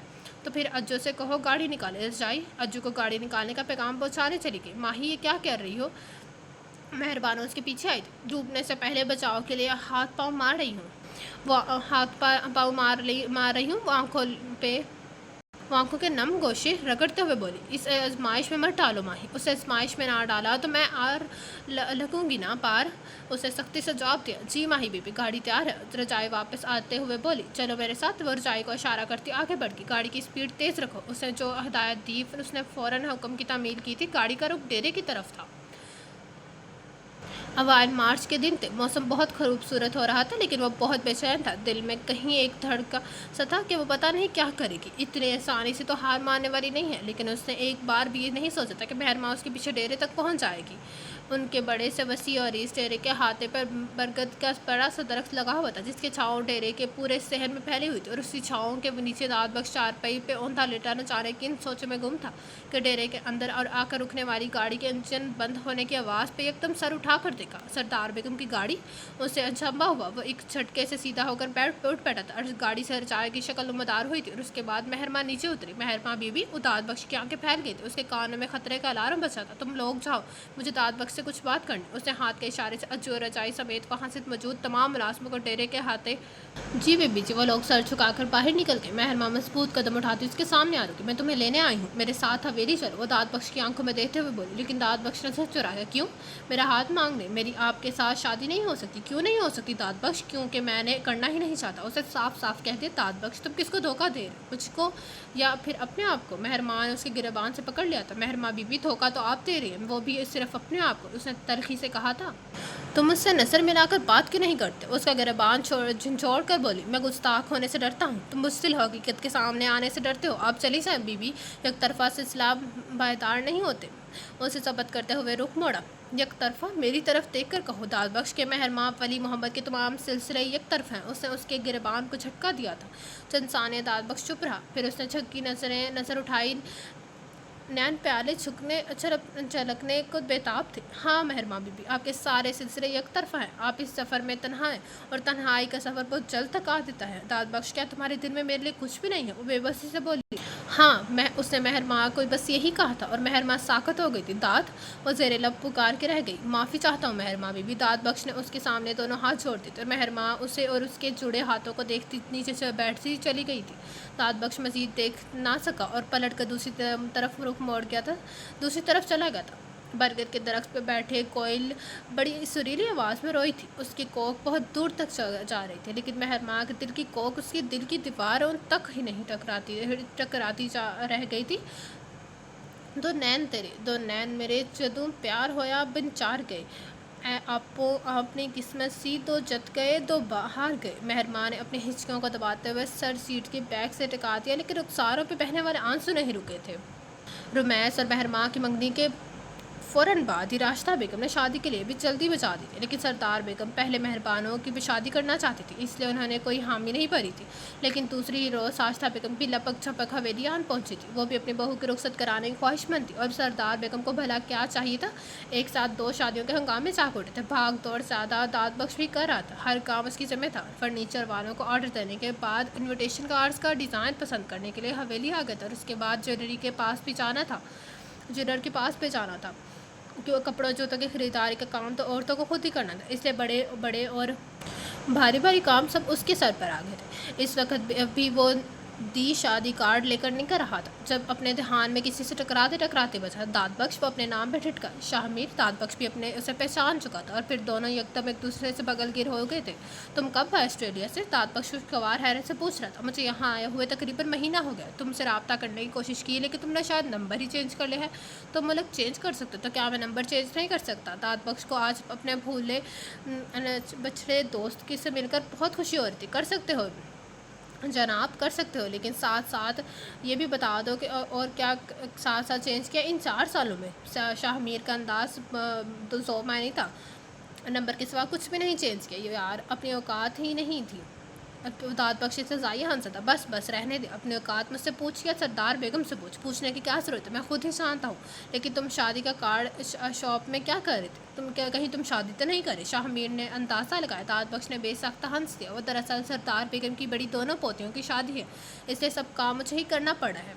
चलो यार, कहीं बैठ कर बात करते, इस वक्त जल्दी में हूँ, फिर मिलेंगे। फिर वो एक दूसरे से नंबरों का तबादला करते हुए बाहर निकल आए थे। वो शाहमीर उसके यूनिवर्सिटी का क्लास फेलो था। वो गहरी नींद सो रही थी जब उसके मोबाइल पर रिंग होने लगी। चंद सेकंड तो उसे समझ ही नहीं आया, फिर मोबाइल की तरफ क्या ध्यान गया। हेलो माही मेरी जान कैसी हो? दूसरी तरफ रमीज़ की आवाज़ थी, खमार आलूद और बोझल सी। आप मेहरमा के सोए हुए एहसासात बेदार हो गए। हाँ मैं ही हूँ रमीज़, तुम्हारे इंतज़ार और तुम्हारी तलब में पागल, एक एक लम्हा गिन के गुजारने वाला। रमीज़ की एक लफ्ज़ पे से बेताबी और बेकरारी छलक रही थी। ये आप किस लहजे में बात करें? उसकी गुफ्तगू पे उसके माथे के बल पड़ गए थे। तो मैं जब जब तन्हाइयों में सोचता हूँ मेरा लहजा मेरी आवाज़ ऐसे ही हो जाते हैं। प्लीज़ रमीज़ भाई control your self and mind your language. उसने जवाबन सख्ती से कहा था। यार अब कंट्रोल ही तो नहीं हो रहा। पता नहीं ये 22 दिन कैसे गुजरेंगे। रमीज़ फिर भी बास नहीं आया था। 22 दिन कैसे गुजरेंगे मैं ये तो नहीं जानती, लेकिन मैं इतना ज़रूर कह सकती हूँ कि मैं आप ने अगर मुझसे कुछ ऐसे बात करनी है तो 22 दिन बाद फ़ोन कीजिएगा। उसने कहकर फ़ोन ऑफ कर देता और फिर तकिया चेहरे पर रखकर सोने के लिए लेट गई थी। लेकिन दूसरी तरफ रमीज़ भड़क रहा था। उसने जब कुछ भी शहर में ना आया तो दाद बख्श का नंबर डायल कर लिया। वो दिन भर का थका हुआ आया था। इसे आज ईशा की नमाज़ पढ़ने के फ़ौरन बाद ही सो गया था। मोबाइल के मतवातर बजने से तो बड़ा शहर बढ़ाते बेदार हुआ था जब स्क्रीन पर रमीज़ का नंबर देखकर चौंक गया था। रमीज़ साहब का फ़ोन इस वक्त उसे अपने हवास ठिकाने पे लाते हुए चंद सेकंड लगे थे और फिर कॉल अटेंड कर ली थी। दाद बख्श कहाँ हो? तो अपने कमरे में हूँ रमीज़ साहब, यानी हवेली में ही हो। जी हाँ मेरा एक काम करो, हुक्म दीजिए रमीज़ साहब, उसने मुअद्दब से लहजे में कहा। इस फ़ोन को ऑन रखो और अपनी मेहरबान बीबी को देकर आओ, मैं इससे बात करना चाहता हूँ। रमीज़ का हुक्म दाद बख्श की 14 तबक रोशन कर गया। उसने हैरत से कॉल व क्लॉक की सिमत देखा। रात के 2:30 बजे का वक्त हो रहा था। इस वक्त दाद बख्श ने बेसाख्ता कहा, वो मेरी मंगेतर और मेरी होने वाली बीवी है। मैं उससे किसी वक्त भी बात कर सकता हूँ। अंडरस्टैंड? रमीज़ का लहजा हद तक अमीज़ था। वो चुप हो गया। तो तुम फ़ोन लेकर उसके पास आओ, उसका अपना फ़ोन ऑफ हो जा रहा है। रमीज़ के कहने पर दाद बख्श को उठना पड़ा और स्लीपर पहनकर बाहर निकली आया। उसका रुख मेहरमा के बेडरूम की तरफ था। सीढ़ियाँ तय करता उसके कमरे के सामने आ रुका और आहिस्ती से दस्तक दी। पहली दस्तक पे कोई रिस्पॉन्स नहीं मिला। दूसरी दस्तक पे दरवाज़ा चौपट खुल गया था। वो नंगे पैर और नंगे सर रोई मतोरम आंखें समेत उसके सामने थी। उससे देखकर वह हैरान खड़ी रह गई थी। रमीज़ साहब का फ़ोन है आपके लिए। दाद बख्श ने फ़ोन आगे बढ़ाया। रमीज़ का नाम सुनते ही मेरे माँ के तन बदन को आग छू गई थी। अपने रमीन साहब से कहो कि आराम करें, कि अभी आराम करें और इत्मीनान रखें। मेहरबान अली वली मोहम्मद आपकी ही सेज ही से जाएगी। वो दाद बख्श को बराह रास्त देखते हुए इतनी ऊंची आवाज़ में बोली कि रमीज़ ने भी बासानी सुना था। उसे कहो एक बार मेरा फ़ोन सुने। उसे दाद बख्श से कहा वो एक बार आपसे बात करना। अपने अभी अल्फाज दाद बख्श के मुंह में ही थे कि मेहरबान उसके हाथ से मोबाइल छीना और पूरी कुव्वत से ज़मीन पे दे मारा। मोबाइल टुकड़ों में बदल गया था। उसके कई टुकड़े सीढ़ियों से नीचे भी गिरे थे। चलो जाओ यहाँ से वरना तुम्हारा सर भी फाड़ दूंगी। वो यकदम चिल्लाई और रोते हुए धड़ाम से दरवाज़ा बंद कर लिया। जबकि दाद बख्श रात के इस पहर ऐसा हंगामा देखकर खामोश रह गया था। मेहरनिगार जी दादी बेगम। मेहरनिगार शादी के लिए तैयारी करवाए जाने वाले अपने कपड़े फैला कर देख रही थी जब सरदार बेगम ने पुकार लिया। मेहरमा कहाँ है? अपने कमरे में। रास्ता 4-5 मरतबा फ़ोन कर चुके। मेहरमा को शहर भेजे। वो अपनी पसंद से लहंगा खरीद ले और ये लड़की हर बार टाल देती। इससे कहो मेरी नरमी का फ़ायदा ना उठाए। न जाने कौन से खुद साख्ता रोग लगाए पड़ी है। रास्ता और कदीर क्या सोचते होंगे इसके बार बार इनकार पे आप परेशान हो। मैं उसे ये कहती हूँ चली जाएगी वो। मेहरबानों ने उन्हें तसल्ली दी और वहाँ से उठ गई थी। सरदार बेगम अंदर ही अंदर मेहरमा की तरफ से खासी परेशान भी थी। उस लड़की ने उन्हें उलझा के रख दिया था। आज शाहमीर ने उसे अपने घर बुलाया था और उसके सामने एक पुरकशिश शोफे रखी थी। दाद बख्श कितने ही लम्हे हैरानी के आलम में शाहमीर को देखता रह गया था। क्या बात है, ऐसे क्यों देख रहे हो? शाहमीर ने ताजुब से पूछा। तुम ये ऑफ़र किस बुनियाद पे दे रहे हो? हमें मिले हुए अभी 2 दिन ही कितने हुए? क्या मतलब? दाद बख्श एक दोस्त होने के नाते अगर मैं तुम्हें बिजनेस में शमूलियत की ऑफ़र कर रहा हूँ तो इसमें क्या बुरी बात है? पैसे मैं लगाऊंगा, काम तुम करोगे, बस इतनी सी बात है। शाहमीर ने कंधे अचकाए। लेकिन मेरे पास इतने पैसे नहीं हैं कि मैं किसी बिजनेस में शराकत इख्तियार करूँ। दाद बख्श ने हकीकत बताई। यार मैं कब कह रहा हूँ कि तुम पैसे लगाओ, मैं तो बस इतना कह रहा हूँ कि तुम अपना काम करो, मैं पैसे लगाऊंगा। यार निकलो इस हवेली से, अपने फ्यूचर का कुछ सोचो, अपनी बीवी बच्चों का कुछ सोचो। शादी हो गई तो क्या करोगे? क्या सरदार बेगम ही बोझ उठाएंगी? सर शाहमीर ने उसे फैसले पे उकसाया था। नहीं शाहमीर, ये तो मेरा भी अपने आप से ओहद है कि जब तक खुद कुछ ना कर लूँ शादी नहीं करूँगा। दाद बख्श का लहजा मजबूत था। तो फिर करो, देर किस बात की? और दाद बख्श सोचने का वक्त लेकर वहाँ से उठ गया था। वो सरदार बेगम को नहीं छोड़ सकता था, लेकिन सारी ज़िंदगी उनका इन्हें सार भी नहीं कर सकता था। उन पर इन्हिसार भी नहीं कर सकता था। हाँ, अगर दोनों काम एक साथ एडजस्ट हो जाते तो फिर अच्छा था, वो अपने काम करने की ख्वाहिश भी पूरी कर लेता और सरदार बेगम की जिम्मेदारियाँ भी। इस वक्त उसके जहन में यही कुछ चल रहा था और वह हवेली पहुँचा तब भी में गुम था। दाद बख्श, इधर आओ। हाजरा बेगम ने ऊंची आवाज़ में पुकारा। जी बेगम साहिबा। वो फ़ौरन करीब आया था। अज्जू से कहो गाड़ी निकाले, मैंने मेहरबान शहर जाना है। अज्जू तो नहीं है, इसको लाइटिंग वालों की तरफ भेजा और हमने तो राशिद भाई भी को टाइम दे रखा है। हाजरा बेगम परेशान हो गई। तो इसमें परेशानी की क्या वजह? दाद बख्श के साथ चलो जाओ तुम दोनों। सरदार बेगम अंदर दाखिल हुई। मेहरमा सोफे पर चुप बैठी थी। जाओ दाद बख्श, गाड़ी निकाले। उन्होंने पोती का सर थपकते हुए दाद बख्श को हुक्म दिया था। गाड़ी स्टार्ट करते हुए दाद बख्श की नज़रें बेसाख्ता बैग और मिरर की तरफ गई थी। मेहरमा की नज़रें झुकी हुई थी। वो वही पहले वाली मेहरमा की नज़रें झुकी हुई थी। वो पहले जब भी उस गाड़ी में बैठती थी अपनी नज़रों को बैक मिरर पे ही फोकस किए रखती थी, लेकिन आज उसकी नज़र की बेरुखी बहुत बड़ी तब्दीली का सबूत थी। रास्ता बेगम उन्हीं लोगों के इंतजार में बैठती। रास्ता बेगम के सिर्फ दो ही बैठे थे। रमीज़ बड़ा था और समीर छोटा था। समीर असड़ी के घर से दोस्तों के साथ हॉस्टल में रहता था, जबकि रमीज़ इतने सालों से अभी तक यूनिवर्सिटी से ही चिपका हुआ था। दरअसल वो काफ़ी रंगीन मिजाज लड़का था, रंगों और खुशबुओं में रहने वाला। यूनिवर्सिटी से निकलने को दिल ही नहीं चाहता था। आइंदा इसके बिजनेस वगैरह के भी कोई आसार नहीं नजर आ रहे थे, क्योंकि उसे काम करने से कोई दिलचस्पी नहीं थी। उसे बस पक्की पकाई चाहिए थी और रास्ता बेगम उसे लेकिन उसे मेहरमा को पसंदीदगी की संद बख्श कर रास्ता बेगम के सोचों को एक नया रुख दे देता। मेहरबानों ब्याह कर दूसरी हवेली जाने वाली थी। मेहर निगार और वारिस काफ़ी छोटे थे और यही मेहरमात वो उसकी बीवी बन के हमेशा के लिए उसकी दस्तरस में आ जाती। इस तरह वो हवेली का सरपरस्त भी बन सकता था, क्योंकि हवेली में एक उसकी नानी बेगम थी और एक पुप्पी बेगम। वो कौन सा उस पर कोई रोक टोक कर सकती थी? तो वो दोनों उसकी अपनी और सगी थी। अब उन्हें रमीज़ से ज़्यादा अजीज़ भला कौन हो सकता? रमीज़ बैठे बैठे जागीर का मालिक बन जाता। आज मेहरमा होने वाली बहू के नाते उनकी घर पहली बार आ रही थी और रास्ता बेगम उसकी वारिस सदके जा रही थी। कंदीर भाई कहाँ है? और हाजरा बेगम सोफे पे बैठते हुए बोले। वो इस्लामाबाद गए हुए किसी काम से, कल आ जाएंगे। तुम सुनाओ मेरी जान, कैसी हो? तबीयत तो ठीक है ना?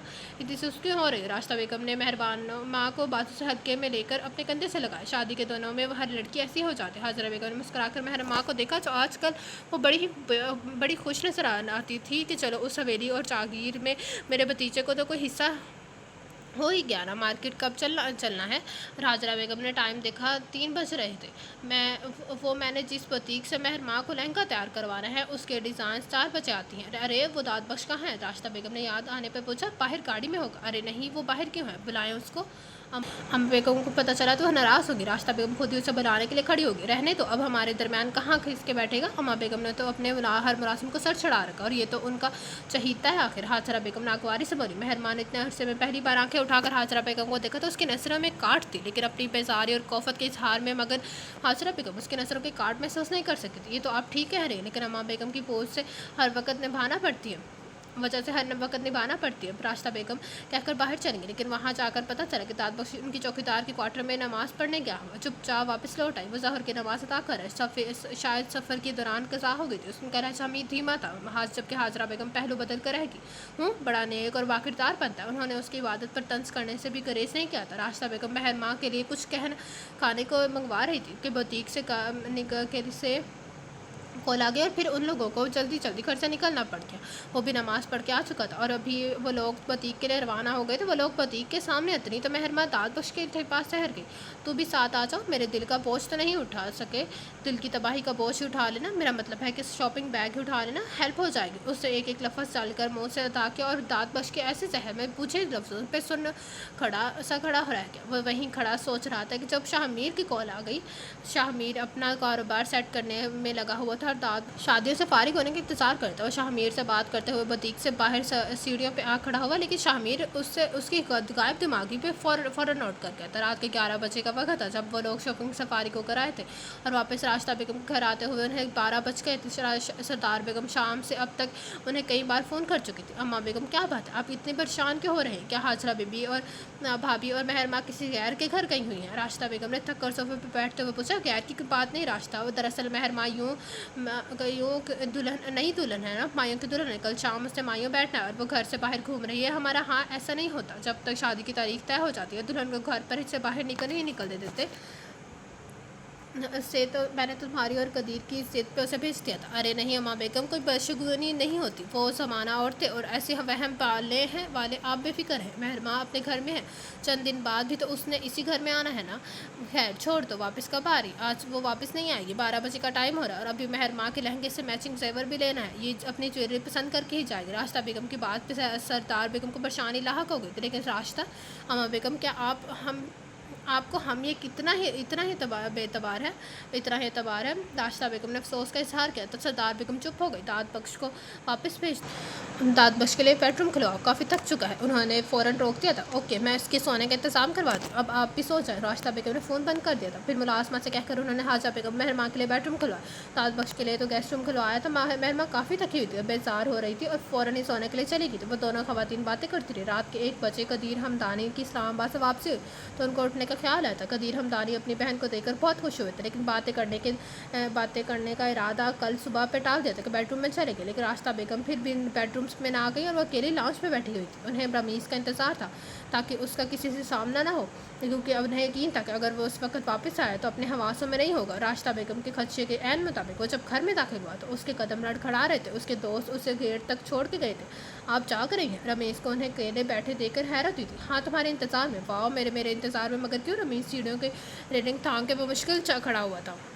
क्योंकि मैं नहीं चाहती कि तुम्हें इस हालत में शादी से पहले हवेली का कोई भी फ़र्द थे। कि वो गुस्सा दबाते हुए बोले, हवेली का फ़र्द यहाँ कैसे? उसे हैरान हुई। हाजरा बे, भाभी, मेहरमा और दाद बख्श यहाँ आई हैं। शॉपिंग करते हुए लेट हो गए, इसलिए मैंने उन्हें यहीं रोक लिया है और वो अपने बेडरूम में है। तुम अपने बेडरूम में जाओ और अपना हुलिया दुरुस्त करके सामने आना। वो अपने कमरे की तरफ बढ़ते हुए बोली, लेकिन रमीज़ का नशे में डूबा हुआ जहन एक ही लफ्ज़ पे अटका रह गया। मेहरमा, अब खड़े क्यों हो? जाओ अपने बेडरूम में। वो पलट कर तबे लहजे में बोला, उसकी मुखातिब हुई थी। चाहता हूँ डियर मामा, वो खुद कलामी के से अंदाज में कहता ऊपर आ गया। अपने बेडरूम में आकर उसने पहला काम यही किया कि अपनी शर्ट उतार कर फेंक दी और सोफे पर गिर गया।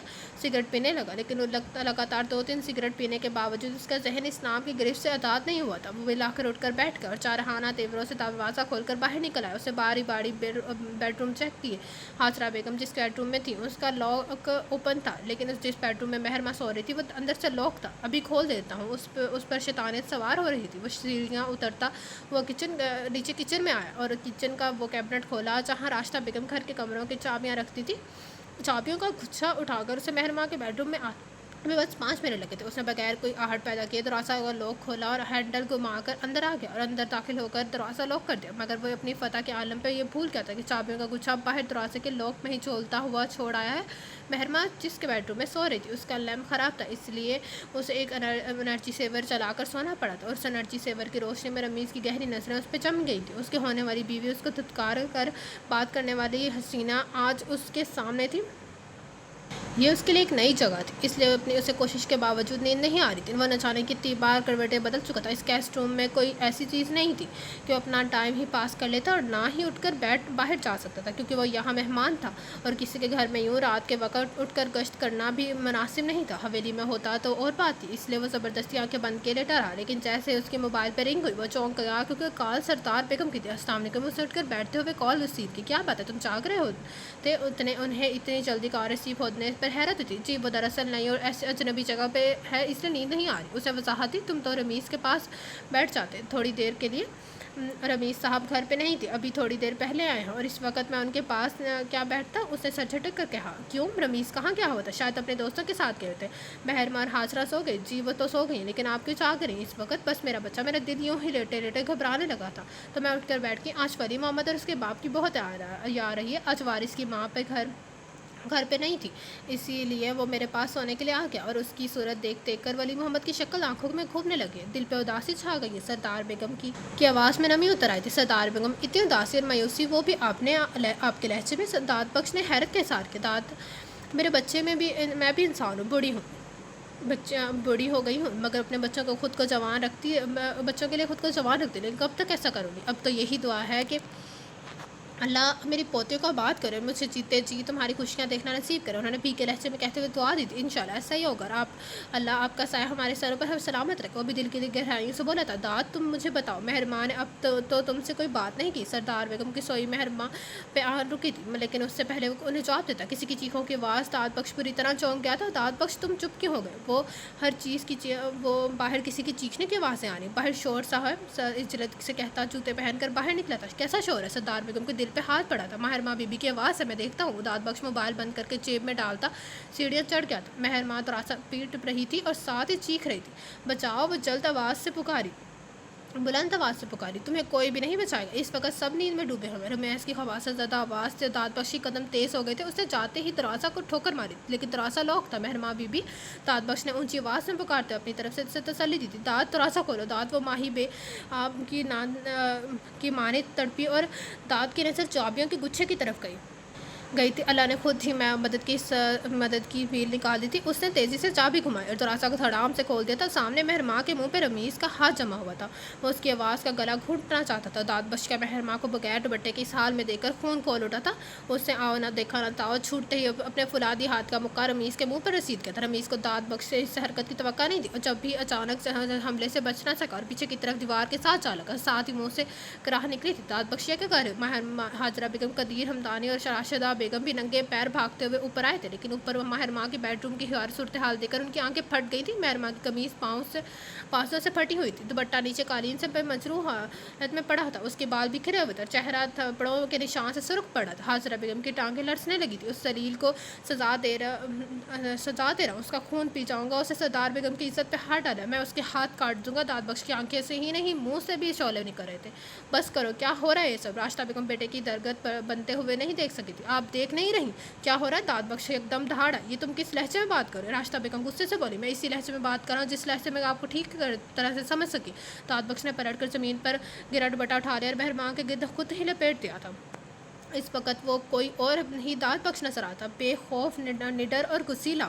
ایک لمحے کے لیے تو روتی بلکتی مہرماں نے بھی حیرت سے اسے دیکھا تھا۔ یہ جھوٹ بول رہا ہے مام، میں اپنے بیڈ روم میں سونے کے لیے چاہ رہا تھا، مجھے مہرماں کے کمرے سے باتوں سے آواز آئی اور میں اس طرف آ گیا، دروازہ اندر سے لاک تھا، اس لیے میں کچن سے چابیاں لے آیا اور جب دروازہ کھولا تو یہ دونوں اپنی ہی رنگ رلیوں میں غم نظر آئے۔ مجھے دیکھ کر انہوں نے اپنا الزام میرے سر ڈال دیا اور اسے مجھے مارنا شروع کر دیا۔ میرا میز نے مکاری کے حد کر ڈالی تھی، جس پر داد بخش اور مہرماں اپنی جگہ پہ خود بخود دم خود رہ گئے تھے، جبکہ راشدہ بیگم کی آنکھیں چمک اڑی تھی۔ اب انہیں اپنے بیٹے کا پلان سمجھ میں آ گیا تھا اور اب بچنے کا یہی طریقہ تھا۔ سنا راجرا بھابی، سنا آپ نے یہ کیا گل چھیڑے اڑا رہے تھے؟ یہ ہو رہا تھا یہاں؟ راشدہ بیگم نے پاٹ دار آواز میں کہتے ہوئے اپنے سینے پہ دو پتھر ہاتھ مارے تھے، لیکن حاجرہ بیگم جو ساکت کھڑی نظر آ رہی تھی، ان کا دل رمیز کی جھوٹی کہانی پہ ایمان نہیں لایا تھا۔ وہ بے شک داد بخش سے کھار کھائے رہتی تھی، لیکن داد بخش کے کردار پہ انہیں رتی برابر بھی شک نہیں تھا۔ پھپھو، مہرماں کی آواز جیسے کنویں سے اٹھی تھی، مر گئی پھپھو، تم نے حویلی کے نوکر کے ساتھ منہ کالا کر کے ہماری عزت کا جنازہ نکال دیا۔ اگر اتنا ہی پسند تھا، یہ اتنا ہی عاشقی تھی تو میرے بیٹے پہ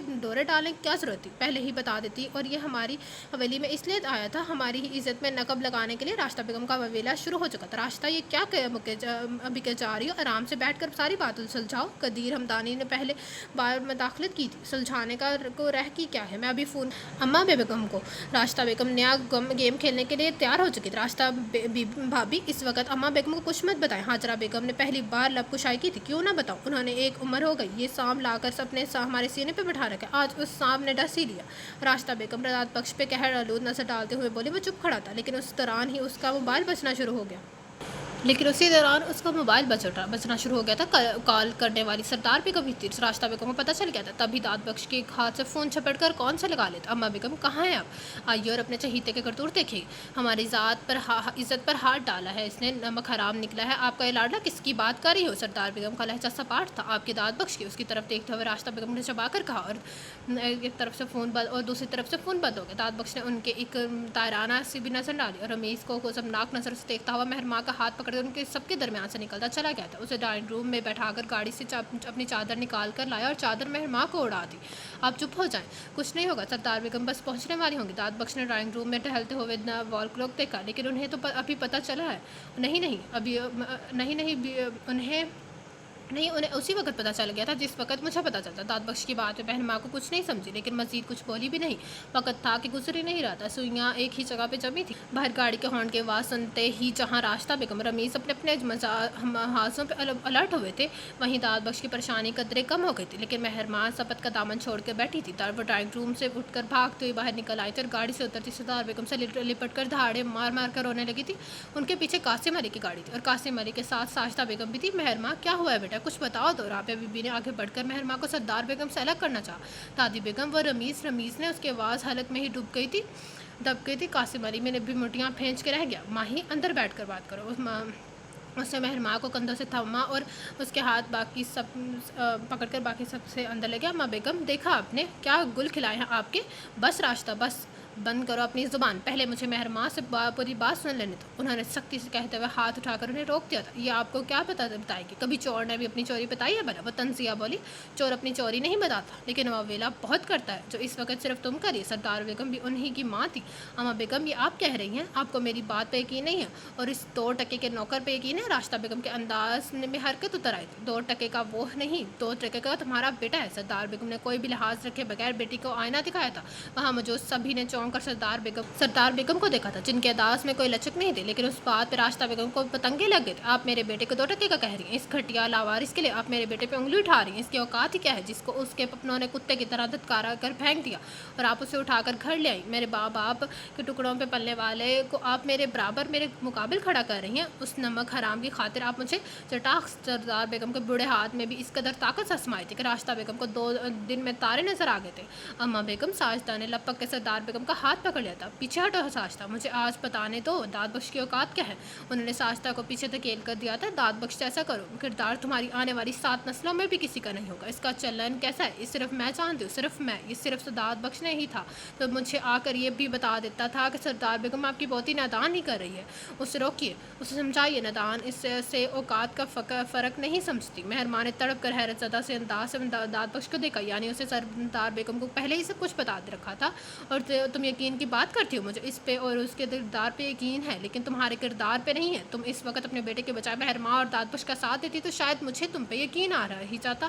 آپ یہ کس بنیاد پہ کہہ سکتے کہ داد بخش بے قصور ہے؟ راستہ پھنکار کے بولی۔ قاسم علی، دکھاؤ اسے میرا فون۔ جس وقت تمہارے بیٹے نے میری پوتی میری عزت پہ ہاتھ ڈالا، میں اس وقت داد بخش کے ساتھ فون پہ بات کر رہی تھی۔ انہوں نے ایک اور انکشاف کیا تھا۔ راستہ بیگم کا دماغ پھگ سے اڑ گیا تھا۔ قدیر، ہمدانی، رمیز اور حاجرہ بیگم بھی چونک گئے تھے، یہاں تک کہ مہر ماں نے بھی حیرت بے یقینی سے دیکھا تھا۔ تمہارے بیٹے کے گھٹیا کرتوت کا مجھے بنا کہیں پتہ چل گیا تھا، اس لیے قاسم علی اور ساجدہ کو فون کر کے حویلی سے نکل آئی۔ شکر ادا کرتی ہوں اپنے رب کا جس نے میری بچی کو برباد ہونے سے بچا لیا۔ شادی بعد اصلیت سامنے آتی تو میں ولی محمد کو کیا منہ دکھاتی۔ انہوں نے انتہائی نفرت و حقارت سے کہتے ہوئے رمیز کو دیکھا تھا۔ اماں بیگم، خبردار اپنی گندی زبان سے مجھے اماں مت کہنا۔ انہوں نے انگلی اٹھا کر روک دیا تھا۔ لہنگا کہاں ہے حاجرہ؟ ان کے اگلے سوال پہ وہ سب ایک بار بھی چونکے تھے۔ وہ مہر ماں کے کمرے میں رکھا تھا شاید۔ حاجرہ بیگم کو برا کہتے، جاؤ لے کر آؤ۔ ان کے حکم پہ حاجرہ بیگم فوراً لہنگا لے کر آئی تھی۔ کتنے کا آیا تھا؟ جی 50,000 کا۔ حاجرہ بیگم نے بوکھلاہٹ میں جواب دیا۔ رجائی پرس سے 50,000 نکال کر میرے ہاتھ پہ رکھ۔ انہوں نے یہ سب سے پیچھے کھڑی رجائی کو حکم جاری کیا تھا اور عجلت میں رجائی نے 5-5 ہزار کے 10 نوٹ نکالے اور ان کے ہاتھ پہ رکھ دیے تھے۔ یہ میری بچی کے پہلے شگن کا جوڑا ہے، سہاگ کا جوڑا ہے، اس لیے اسے چھوڑ کر نہیں جا سکتی۔ وہ اپنی شادی کے دن یہی پہنے گی۔ انہوں نے 50,000 راستہ بیگم کے منہ پہ دے مارے تھے۔ شادی؟ ایک بار پھر سب چونکے تھے۔ ہاں شادی، اس کے ساتھ شادی جو اس کا شوہر بننے کا حق رکھتا ہے، جو بد چلن اور بد کردار نہیں ہے اور یہ نیچی نظر اور اونچے ایمان والا اور کون ہو سکتا ہے سوائے میرے داد بخش کے؟ سردار بیگم نے فخریہ سر بلند کرتے ہوئے داد بخش کی طرف دیکھ کر دھماکہ کیا تھا۔ وہاں موجود تمام نفوس دم بخود کھڑے رہ گئے۔ داد بخش شدت سا ان کو دیکھ کر رہا تھا۔ فجر اذان ہو رہی تھی۔ جب وہ لوگ واپس حویلی پہنچے تھے وہ سب اندر کی طرف بڑھ رہے تھے، لیکن داد بخش باہر ہی رک گیا تھا۔ تم کیوں رک گئے ہو؟ قاسم علی نے پلٹ کر اسے دیکھا تھا۔ میں نماز پڑھنے جا رہا ہوں، واپسی پہ مولوی صاحب کو اپنے ساتھ لے آنا۔ سردار بیگم نے پلٹ کر ہدایت دی۔ سردار بیگم اس سے بے بسی سے انہیں دیکھا تھا۔ قاسم علی، جاؤ اس کے ساتھ، آج تم بھی ثواب کماؤ، فجر کی نماز پڑھو اور واپس پہ اس کے ساتھ مولوی صاحب کو بھی لے آنا۔ صبح کا سورج نکلنے سے پہلے ہی نکاح ہو جائے تو بہتر ہے۔ رخصتی مہربانوں کی ساتھ ہوگی۔ سردار بیگم کے حکم سے ان کا سے انکار کسی کو نہیں تھا۔ اس سے قاسم علی داد بخش کے ساتھ ہی مسجد چلا گیا اور جب وہ دونوں نماز پڑھ کے مولوی صاحب کے ساتھ لے کر حویلی آئے تو وہاں سے دوسری حویلی کے بھی تمام افراد آئے ہوئے تھے اور یقیناً ان کو سردار بیگم نے ہی بلایا تھا۔ مولوی صاحب پہلے قاسم علی اور مہربانوں کا نکاح پڑھائیں، پھر مہربانوں میں بڑی बड़ी जैसी है, इसका पहले उसी का निकाह होगा। लेकिन कासिम अली के निकाह के बाद जब दाद बख्श की माँ बारी आई तो वो सरता पाँव लड़ से उठा था। उसे लगा सरदार बेगम उसे ज़मीन पर उसे उठाकर अर्श पर बिठा रही हैं। दाद बख्श, समझो कि तुम्हारी दुआ भी कबूल हो गई, ऐसे भी तुमने तो नमाज़ें भी बहुत पढ़ी हैं और दुआएँ बहुत मांगी। कासिम अली ने दाद बख्श को कोहनी मारते हुए छेड़ा था और फिर सबकी मौजूदगी में सरदार बेगम ने अपनी पोती दाद बख्श की ज़ौजियत में दे दी थी। उन्होंने अपनी इज्जत से उसे सौंप डाली थी। हर तरफ मुबारक का सलामत का शोर मच चुका था। लेकिन दाद बख्श सरदार बेगम के कदमों में बैठ गया। सरदार बेगम, मैं आपका नौकर, आपका खादिम इस काबिल नहीं था, मैं आपके कदमों की खाक भी नहीं था, आपने मुझे अर्श पे बिठा दिया। उसकी आंखें भर आई थी। सरदार बेगम ने उसके कंधों से थाम कर खड़ा किया और अपने सीने से लगा लिया। अमीर तो तुमने मुझे किया था, आज तुम ना होते इस हवेली की इज्जत तारीकियों में डूब जाती। अल्लाह तुम्हें ज़िंदगी दे, खुश रखे, आबाद रखे। उन्होंने दाद बख्श की पेशानी चूमकर उसके कंधे पर हाथ फेरा था। हाँ अम्मा बेगम, मुँह मीठा करने राबिया बीवी खुद ट्रे में मिठाई लिए आ गई और वहाँ बैठे तमाम अफराद का मुँह मीठा कराने लगी। दाद बख्श पहली फुर्सत में शाहमीर के पास आ गया था और उसकी ऑफ़र कबूल कर ली थी। उस ऑफ़र के साथ जो तुमने सहूलत पेश की थी उनका जल्दी से इंतज़ाम करो। दाद बख्श ने गाड़ी और फ्लैट की बात की थी। क्या मतलब, इतनी जल्दी किस लिए है? शाहमीर को हैरानी हुई थी। आज से ठीक 4-6 दिन बाद मेरी शादी। उसने आहिस्ता से कहा, किसकी? तुम्हारी? शाहमीर को अचंभा वो मेहर बीबी की। लेकिन किसके साथ? मेरे साथ यार। और किसके साथ? सच? शाहमीर सोफे से खड़ा हो गया। अरे ये कैसे हुआ? बस यार, सब कुछ इतना अचानक हुआ। दाद बख्श आहिस्ता से बोला, तुम फिक्र ना करो, मैं तुम्हारा फ्लैट 6 दिनों में ऐसा तैयार करवा दूंगा कि तुम्हें खुद पे रश्क आएगा। शाहमीर ने छेड़ते हुए कहा, और गाड़ी? यार फिक्र क्यों करते हो? तुम्हारी गाड़ी का दुल्हनों की तरह सजा कर लाऊंगा और दूल्हे को भी। शाहमीर ने खुश दिली से कहा। शाहमीर में ज़्यादा फैलने की ज़रूरत नहीं है। वो उसे घूरते हुए खड़ा हो गया था। क्यों, तुम्हें शर्म आ रही है? वैसे जिस लाड़े दुल्हा को शर्म आती उस पर रूप भी बहुत आता है। शाहमीर हंस के बोला, बताने का शुक्रिया। दाद बख्श ने कहा, क्या हम भी इनवाइटेड है? अरे यार, तुम भी तो इनवाइटेड हो मेरी तरफ से। अरे और है ही कौन? ना माँ बाप, ना बहन भाई, ना कोई और रिश्तेदार, एक दोस्त ही तो है। दाद बख्श के लहजे में रंजीत की उतर आई थी। अरे यार, अगर मैं हूँ तुम्हारी तरफ से तो मैं सारे रिश्ते निभाऊंगा। शाहमीर ने उसके कंधे पे हाथ रखा था। थैंक यू शाहमीर, मुझे लगता था अल्लाह ने तुम्हें मेरी मदद के लिए भेजा है। एनीवे तुम ये बताओ, सरदार बेगम और उनकी हवेली का क्या करोगे? शाहमीर ने संजीदगी से पूछा। शाहमीर, तुम सच पूछो तो मैं सरदार बेगम को अकेला नहीं छोड़ सकता, ना आज ना कल। लेकिन एक बात और है कि मैं अब हवेली में रहना नहीं चाहता। हालांकि आज तक उन्होंने जो एहसान और कर्म नवाजियाँ मुझ पर की हैं वो शायद ही कोई दूसरा बंदा कर सकता है। लेकिन मैं अपनी बीवी की जिम्मेदारी में खुद उठाना चाहता हूँ। पहली कमाई सरदार बेगम के हाथ पर ही रखूँगा, क्योंकि मेरी कमाई पर पहला हक उनका ही। वो मेरी माँ भी हैं और बाप भी। जब तक वारिस ने बड़ा नहीं हो जाता मैं हवेली के तमाम जिम्मेदारियां निभाऊंगा जैसे पहले निभाता रहा हूँ, लेकिन साथ साथ अपना काम भी करूँगा। वारिस जिम्मेदार हो गया तो मैं बिल्कुल हाथ हटा लूँगा, क्योंकि अगर इस वक्त मैं सब कुछ यहीं छोड़ दूँगा तो सरदार बेगम को बड़ी प्रॉब्लम होगी। दाद बख्श बगैर रुके बोलता चला गया और शाहमीर को उसके ख्यालात जानकर खुशी हुई थी। लेकिन हवेली चाका जब उन्हीं हालात का इज़हार उसने सरदार बेगम के सामने किया तो चुप रह गई थी। सरदार बेगम खामोश क्यों हो गई है? उसने बेचैनी से पूछा। आप क्या बोलने के लिए कुछ बाकी है? तुम सारा कुछ तय करके आए हो? मुझसे मेहर लगवाने के लिए आए हो? हाँ सरदार बेगम, सब कुछ तय करके आया हूँ, आपके पास आया हूँ ताकि आप मुझे रोक ना सकें। सरदार बेगम, मैं अगर आज यहाँ रहा तो मेरी गर्दन और मेरी नज़र हमेशा के लिए झुकी रहेगी। मेरी औकात तो क्या, मेरी ज़ात भी नहीं रहेगी। मैं घर दामाद बन के किसी से नज़र नहीं मिला पाऊँगा, कभी सर नहीं उठा सकूँगा। आपकी इतनी मेहनतों से दिलवाई हुई तालीम रायगा जाएगी। सरदार बेगम प्लीज़, दाद बख्श कहीं भी चला जाए लेकिन आपके कदमों की खाक ही रहेगा। उसे कहते कहते उन दोनों के हाथ थाम कर चूमते हुए नाकों से लगा लिए। दाद बख्श की खुददारी पर उनका सर फ़ख्र से बुलंद हो गया। उनका इंतखाब सही था। वो खुद भी सोचती थी कि उनकी वफ़ात के बाद दाद बख्श का ठिकाना क्या होगा। यहाँ लोगों के रवैये उनसे छुपे नहीं थे। उनकी ज़िंदगी में क्या ये हाल था तो उनकी वफ़ात के बाद न जाने क्या होना था। जाओ मेरे बच्चे, अल्लाह कामयाबियाँ तुम्हारे कदमों में बिछा दे। उन्होंने उसे मोहब्बत पाश और नामालूद आंखों से उसके माथे पे बोसा देकर दुआ दी थी। दाद बख्श ने बेसाख्त के पेशानी चूम ली। थैंक यू माँ बेगम, थैंक यू सो मच। तुम हम समझे अम्मा का, तुम मुझे अम्मा कह रहे हो? वो खुशी से सरशार हो गई। हाँ, अब मैं खुद से नज़र में आने के काबिल हो गया हूँ। अब मुझे सरदार बेगम नहीं अपनी अम्मा की सूरत नज़र आ रही है।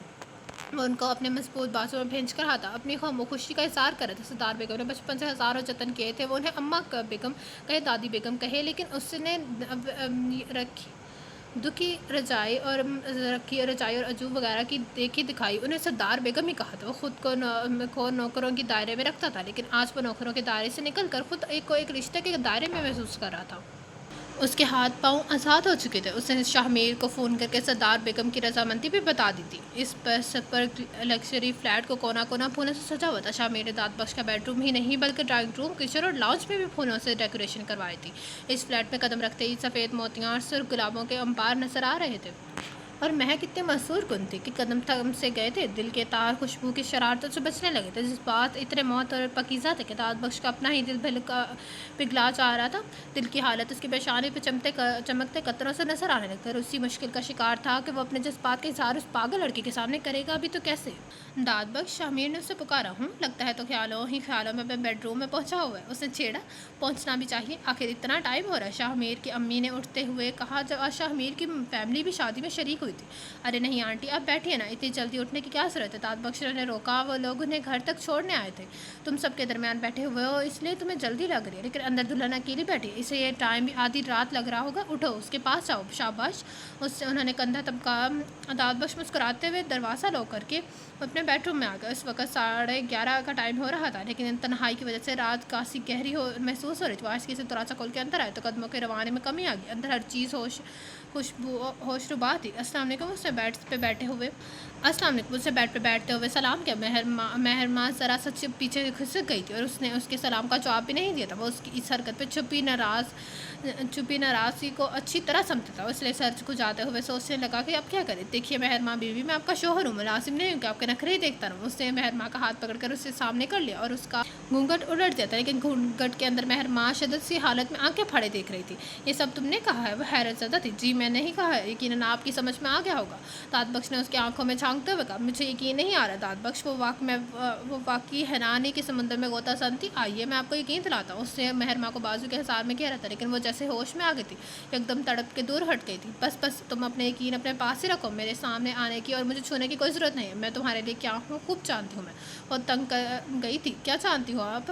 اس نے مہرماں کا بازو اپنی مضبوط گرفت میں لیا تھا۔ یہی کہ میں زبردستی تم پہ مسلط کی گئی ہوں، دادی بیگم کی خاطر مجھے اپنایا ہے، ورنہ تم راضی نہیں تھے، تمہاری زندگی میں میرے لیے کوئی جگہ بھی نہیں تھی۔ تمہیں رتی برابر بھی اہمیت نہیں رکھتی تمہاری نظر میں۔ مہرباں کو آج موقع ملا تو اپنے حساب کتاب کھول بیٹھی تھی۔ میں سردار بیگم سے میرا کیا رشتہ تھا؟ وہ مجھے ایک دربار سے اٹھا کر گھر لے آئی، مجھے تعلیم دلوائی، محبت دی، عزت دی۔ میں ان کے سامنے سر نہیں اٹھا سکتا تھا کہ جا کے ان کے گھر کی عزت پر نظر ڈالتا۔ اور رہی آپ کی اہمیت، تو اپنی اہمیت میرے رب سے پوچھے جس سے میں دعائیں کرتا رہا تھا، اور ان دعاؤں میں آپ کے نام کے علاوہ وہ کوئی اور نام نہیں ہوتا تھا۔ داد بخش کے لفظ سے سچائی کی مہک اٹھ رہی تھی۔ تو پھر تم محبت سے انکار کیوں کرتے تھے؟ کیونکہ اس وقت میں اپنے آپ کو آپ کے قابل نہیں سمجھتا تھا۔ اس وقت میں خود محتاج تھا، کسی کا دیا کھاتا تھا، آپ کو وہ سب نہیں دے سکتا جس کو آپ حق رکھتی ہیں۔ اس نے مہرماں کا چہرہ دونوں ہاتھوں میں تھام لیا تھا۔ مہرماں کی نظر جھک گئی تھی اور داد بخش نے اس کی جھکی پلکوں پہ اپنے ہونٹوں کا لفظ سمجھا کر انہیں بوچھل کر دیا تھا۔ مہرماں کی ہتھیلیوں میں پسینہ اتر رہا تھا اور دل کی پیچھی سینے کے پنجرے میں پھڑا کے رہ گئی تھی۔ داد، اس کی گرفت میں استحقاق پڑا تو وہ بکھلا کر گئی تھی۔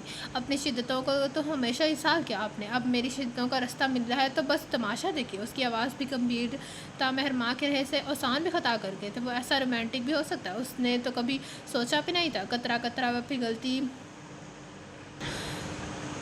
استان میں ان کے ملن پر کھل کے مسکرائی تھی۔ صبح فجر کے وقت اس کی آنکھ کھلی تو اس کی پہلی نظر مہرماں کے چہرے پہ گئی تھی، جو اس کے بازو پہ سر رکھے سو رہی تھی، لیکن نیند میں بھی دھیمی سی مسکان نے اس کے لبوں کا احاطہ کر رکھا تھا۔ یوں لگ رہا تھا جیسے یہ دائمی مسکان اس کے لبوں میں ہمیشہ کے لیے ٹھہر گئی ہو۔ لیمپ کی مدھم روشنی اس کے چہرے پہ پڑ رہی تھی، اور داد بخش اپنی سوئی ہوئی دلکش ملکیت سے نظریں نہیں ہٹا سکتا تھا، اور بے اختیار اس کے چہرے پہ جھکتے ہوئے اس کی مسکراہٹ میں اپنی مسکراہٹ کے رنگ بھرتی تھے۔ اس کے دل و دماغ پہ خمار چھایا ہوا تھا۔ مہرماں کی آنکھیں پھٹ سے کھل گئی تھی، وہ کہنے کے بل بھی اس کی سمت سے جھکا ہوا تھا۔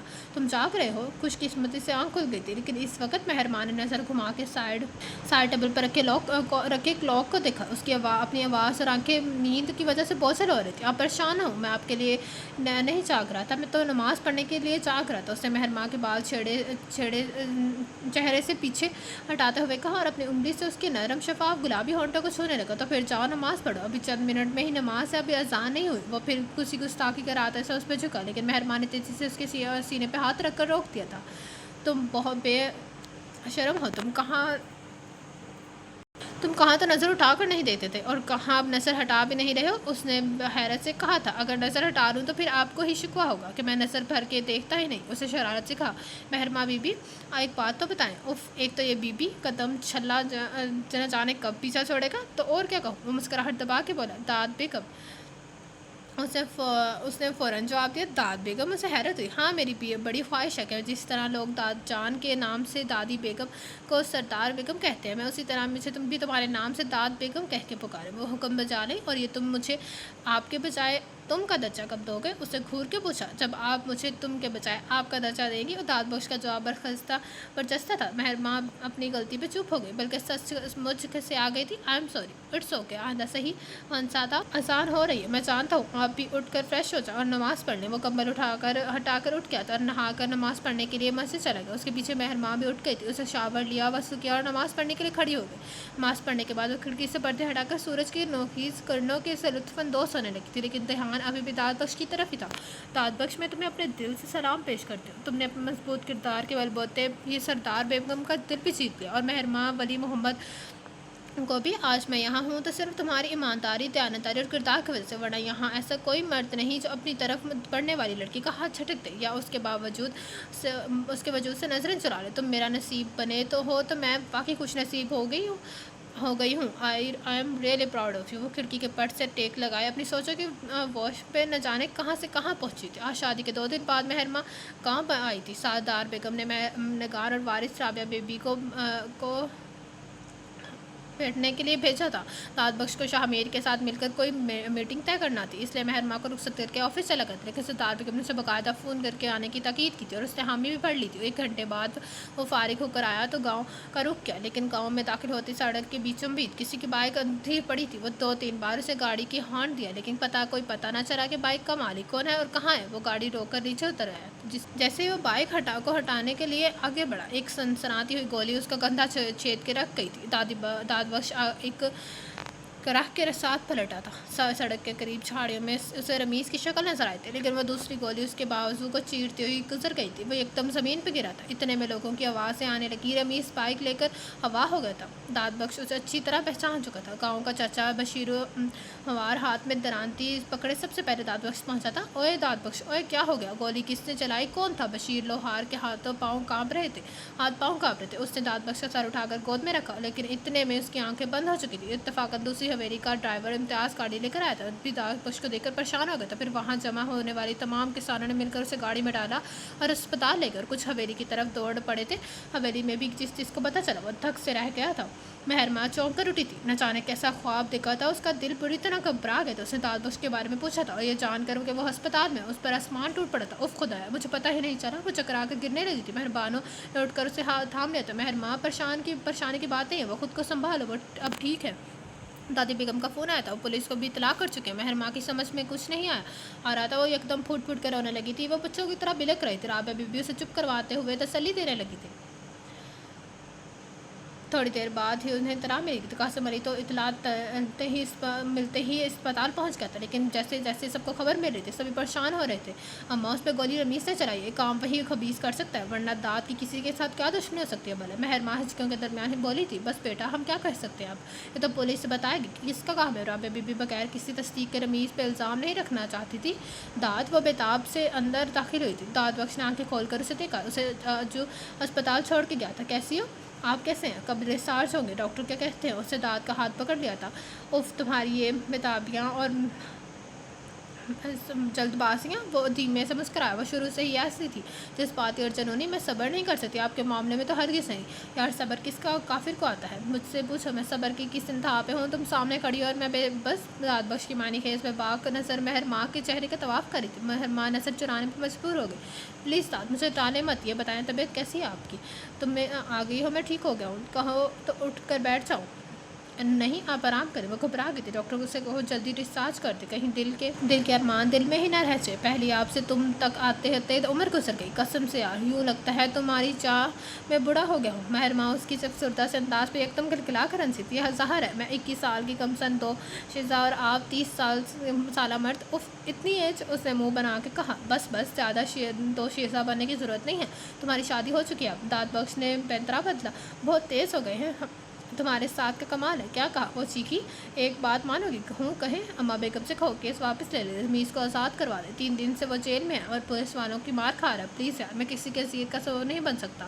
یوں سمجھ لو میں نے تمہاری صدقے اور اپنی خوشیوں کے صدقے اسے معاف کر دیا۔ داد بخش نے مہرماں کا ہاتھ پکڑ کر اسے سمجھایا، دادی بیگم اسے معاف نہیں کریں گی، وہ معافی کے قابل بھی نہیں ہے۔ اس نے دوبارہ ہمیں قتل کرنے کی کوشش کی اور ایک بار میری عزت پہ ہاتھ ڈالا ہے اور ایک بار آپ پہ گولی چلا کر۔ یار غلطی انسان سے ہی ہوتی ہے اور معاف بھی انسان ہی کرتا ہے۔ پلیز کوشش کرو کہ اما بیگم مان جائے۔ اور داد بخش نے اسے راضی کرنا چاہا مگر مہرماں چپ ہو گئی تھی، لیکن سردار بیگم اپنے اصولوں سے پیچھے ہٹنے کو تیار نہیں تھی۔ سب نے کوششیں کر کے دیکھ لی تھی لیکن وہ نہیں مانی تھی اور پھر پورا 1 سال گزر گیا تھا۔ مجھے لگتا ہے پورے کا پورا اما بیگم نے یہ کیا ہے۔ داد بخش نے سردار بیگم گود میں لیٹے بچے کو غور سے دیکھتے ہوئے اپنی رائے کا اظہار کیا تھا، اور مجھے لگ رہا ہے کہ یہ پورے کا پورا تم پہ گیا ہے۔ سردار بیگم نے مسکرا کر داد بخش کو دیکھا۔ واہ جی واہ، بیٹا میرا ہے اور لگ آپ جیسا رہا ہے، کیا کمال کی بات ہے۔ آپ دونوں کو اپنے سوا بھی کوئی نظر آتا ہے یا نہیں؟ یہ میرے جیسا ہے بھی ہو سکتا ہے۔ مہرماں ان دونوں کی تو تشمی سے رک اٹھی تھی۔ اس کے ہاں بیٹا پیدا ہوا تھا، 8 دن کا ہو چکے تھے، پہلے 7 دن مہربانہ مہرنگار رابعہ بی بی اس کے پاس وقفے سے آ رہی تھی اور اس کی دیکھ بھال کرتی رہی تھی۔ اب وہ گئی تھی تو داد بخش کی فرمائش سے سردار بیگم آ گئی تھی اور ان کے ساتھ ان کی لاڈلی چہیتی رجائی بھی آئی ہوئی تھی۔ بیٹے ہمیشہ باپ کا پر تو ہوتے ہیں۔ سردار بیگم نے مہرماں کے سر پہ چپت لگائی تھی، لیکن بیٹوں کو زیادہ پیار ماں سے ہی ہوتا ہے۔ مہرماں اترا کے پڑی تھی جیسے مجھے ماں بیگم سے۔ داد نے کندھے سے بازو پھیلایا تھا، ان کے کندھوں پہ بازو پھیلایا تھا۔ ہاں، اس لیے تو میری ساری باتیں چوری چھپے جا کر ان کو بتاتے تھے، وہ گھور کے خفاش سے لہجے میں بولے۔ داد بخش کہکا لگا کر ہنس پڑا تھا۔ سردار بیگم بھی اپنی ہنسی نہیں روک سکتی، ابھی تک صدمہ ہے بیچاری کو۔ ہاں تو اور کیا، مجھے کیا پتا تھا کہ اندر ہی اندر میری جڑیں کاٹی جا رہی ہیں، میری مخبری کی جا رہی ہے۔ اسی خفگی پہ دونوں ہنس رہے تھے کہ اتنے میں ڈور بیل کی آواز سنائی دی۔ شاہ میر بھائی ہو گئے، اسے اندازہ لگایا۔ میں دیکھتا ہوں، اٹھ کر باہر آ گیا اور دروازہ کھول دیا، لیکن سامنے راشدہ بیگم کو دیکھ کر حیران رہ گیا۔ آپ؟ ہاں، میں تم سے کچھ مانگنے آئی ہوں داد بخش، اللہ کے واسطے مجھے مایوس مت کرنا۔ راشدہ بیگم نے اس کے سامنے ہاتھ جوڑ دیے۔ کیا کہہ رہی ہیں آپ؟ پلیز اندر آ جائیں۔ وہ سامنے سے ہٹ گیا۔ داد کہاں رہ گئے آپ ہیں؟ کون ہے باہر؟ مہرماں کی آواز سنائی دی تھی۔ بیگم صاحبہ آئی ہیں، واپس ڈرائنگ روم میں آتے ہوئے بولا، جس پہ وہ دونوں چونک گئے تھے۔ میں کسی سے بھی کچھ کہنے نہیں آئی، میں بس اپنے بیٹے کی زندگی کی بھیک مانگنے آئی۔ راشدہ بیگم نے سردار بیگم اور مہرماں کی طرف دیکھ کر داد بخش کو دیکھا تھا۔ خدا کے واسطے داد بخش، رمیز کو معاف کر دو، 1 سال ہو گیا ہے مقدمے کی پیش بھگتے ہوئے اور اب باہر جانا چاہتا ہے۔ اس نے جو کیا واقعی برا کیا، وہ اپنی سزا بھگت چکا ہے، بس کیس واپس لے لو۔ راشدہ بیگم نے ایک بار پھر اس کے سامنے ہاتھ چھوڑ دیتے، ان کی آنکھوں سے آنسو بہہ نکلے تھے۔ داد بخش نے ایک نظر سردار بیگم کو دیکھا، وہ رخ موڑ کر بیٹھ گئی تھی۔ داد بخش نے آگے بڑھ کے راشدہ بیگم کے ہاتھ کھول دیتے۔ آپ میری ماں کے برابر ہیں، ہاتھ جوڑ کے مجھے گناہ گار مت کیجیے۔ میں نے تو اسی وقت رمیز کو معاف کر دینے کا کہہ دیا تھا جب اسے پولیس نے پکڑا تھا، لیکن اما بیگم کے حصول کے مطابق اسے سزا ملنی چاہیے تھی۔ جہاں تک میرا تعلق ہے، میں اسے کھلے اور سچے دل سے معاف کرتا ہوں۔ اب پریشان نہ ہوں، میں کل ہی وکیل صاحب سے بات کر کے کیس واپس لینے کی درخواست پیش کرتا ہوں۔ داد بخش کے فیصلے پہ سردار بیگم نے چونک کر دیکھا، جبکہ راشدہ بیگم کے چہرے پہ خوشی اور بے یقینی کے سائے لہرائے تھے۔ وہ اما بیگم، راشدہ بیگم نے کسی خدشے کے تحت کہا تھا، اما بیگم میری ماں ہے، میری پاس سے انکار نہیں کریں گے۔ آپ بیٹھیے اور چائے لے کر پی کر جائیے گا۔ داد بخش نے کتنے یقین سے کہتے ہوئے راشدہ بیگم کو صوفے پہ بٹھایا اور راشدہ بیگم شرمندہ ہو کے رہ گئی تھی۔ انہیں اپنا رویہ یاد آ گیا تھا۔ مہرماں رجائی سے کہو چائے لے کر آئے، اس نے اشارہ کیا۔ جی ابھی کہتی ہوں۔ وہ فوراً اٹھ گئی۔ راشدہ بیگم، یہ فرق ہے میری تربیت میں اور تمہاری تربیت میں۔ تمہارا اپنا ہی بیٹا تمہارے اختیار میں نہیں، جبکہ میرے بیٹے نے میرا سر فخر سے بلند کر دیا ہے۔ جاؤ، میں نے اپنے داد کے صدقے تمہیں اور تمہارے بیٹے کو معاف کرتی ہوں۔ سردار بیگم نے دل پہ لگا تالا کھول دیتا۔ راشدہ بیگم نے آج سچے دل سے تسلیم کیا تھا کہ انسان کی عزت اس کی بڑائی اس کے خاندان اور دولت سے نہیں، اس کے کردار سے ہوتی ہے۔ یقیناً۔ تو یہ تھا آج کے ناول کا لاسٹ پارٹ جس کا نام تھا کردار، بائی نبیلہ علی عزیز۔ کیسا لگا آپ سب کو ناول؟ کمنٹ باکس میں اپنے رائے کا اظہار ضرور کیجیے گا۔ مجھے یہ ناول پرسنلی بہت بہت اچھا لگا، کافی اچھا تھا، یعنی کافی سبق بھی سیکھنے کو ملا اس سے۔ تو آپ لوگوں سے ملاقات ہوگی کل ایک نئے ناول کے ساتھ۔ اللہ حافظ۔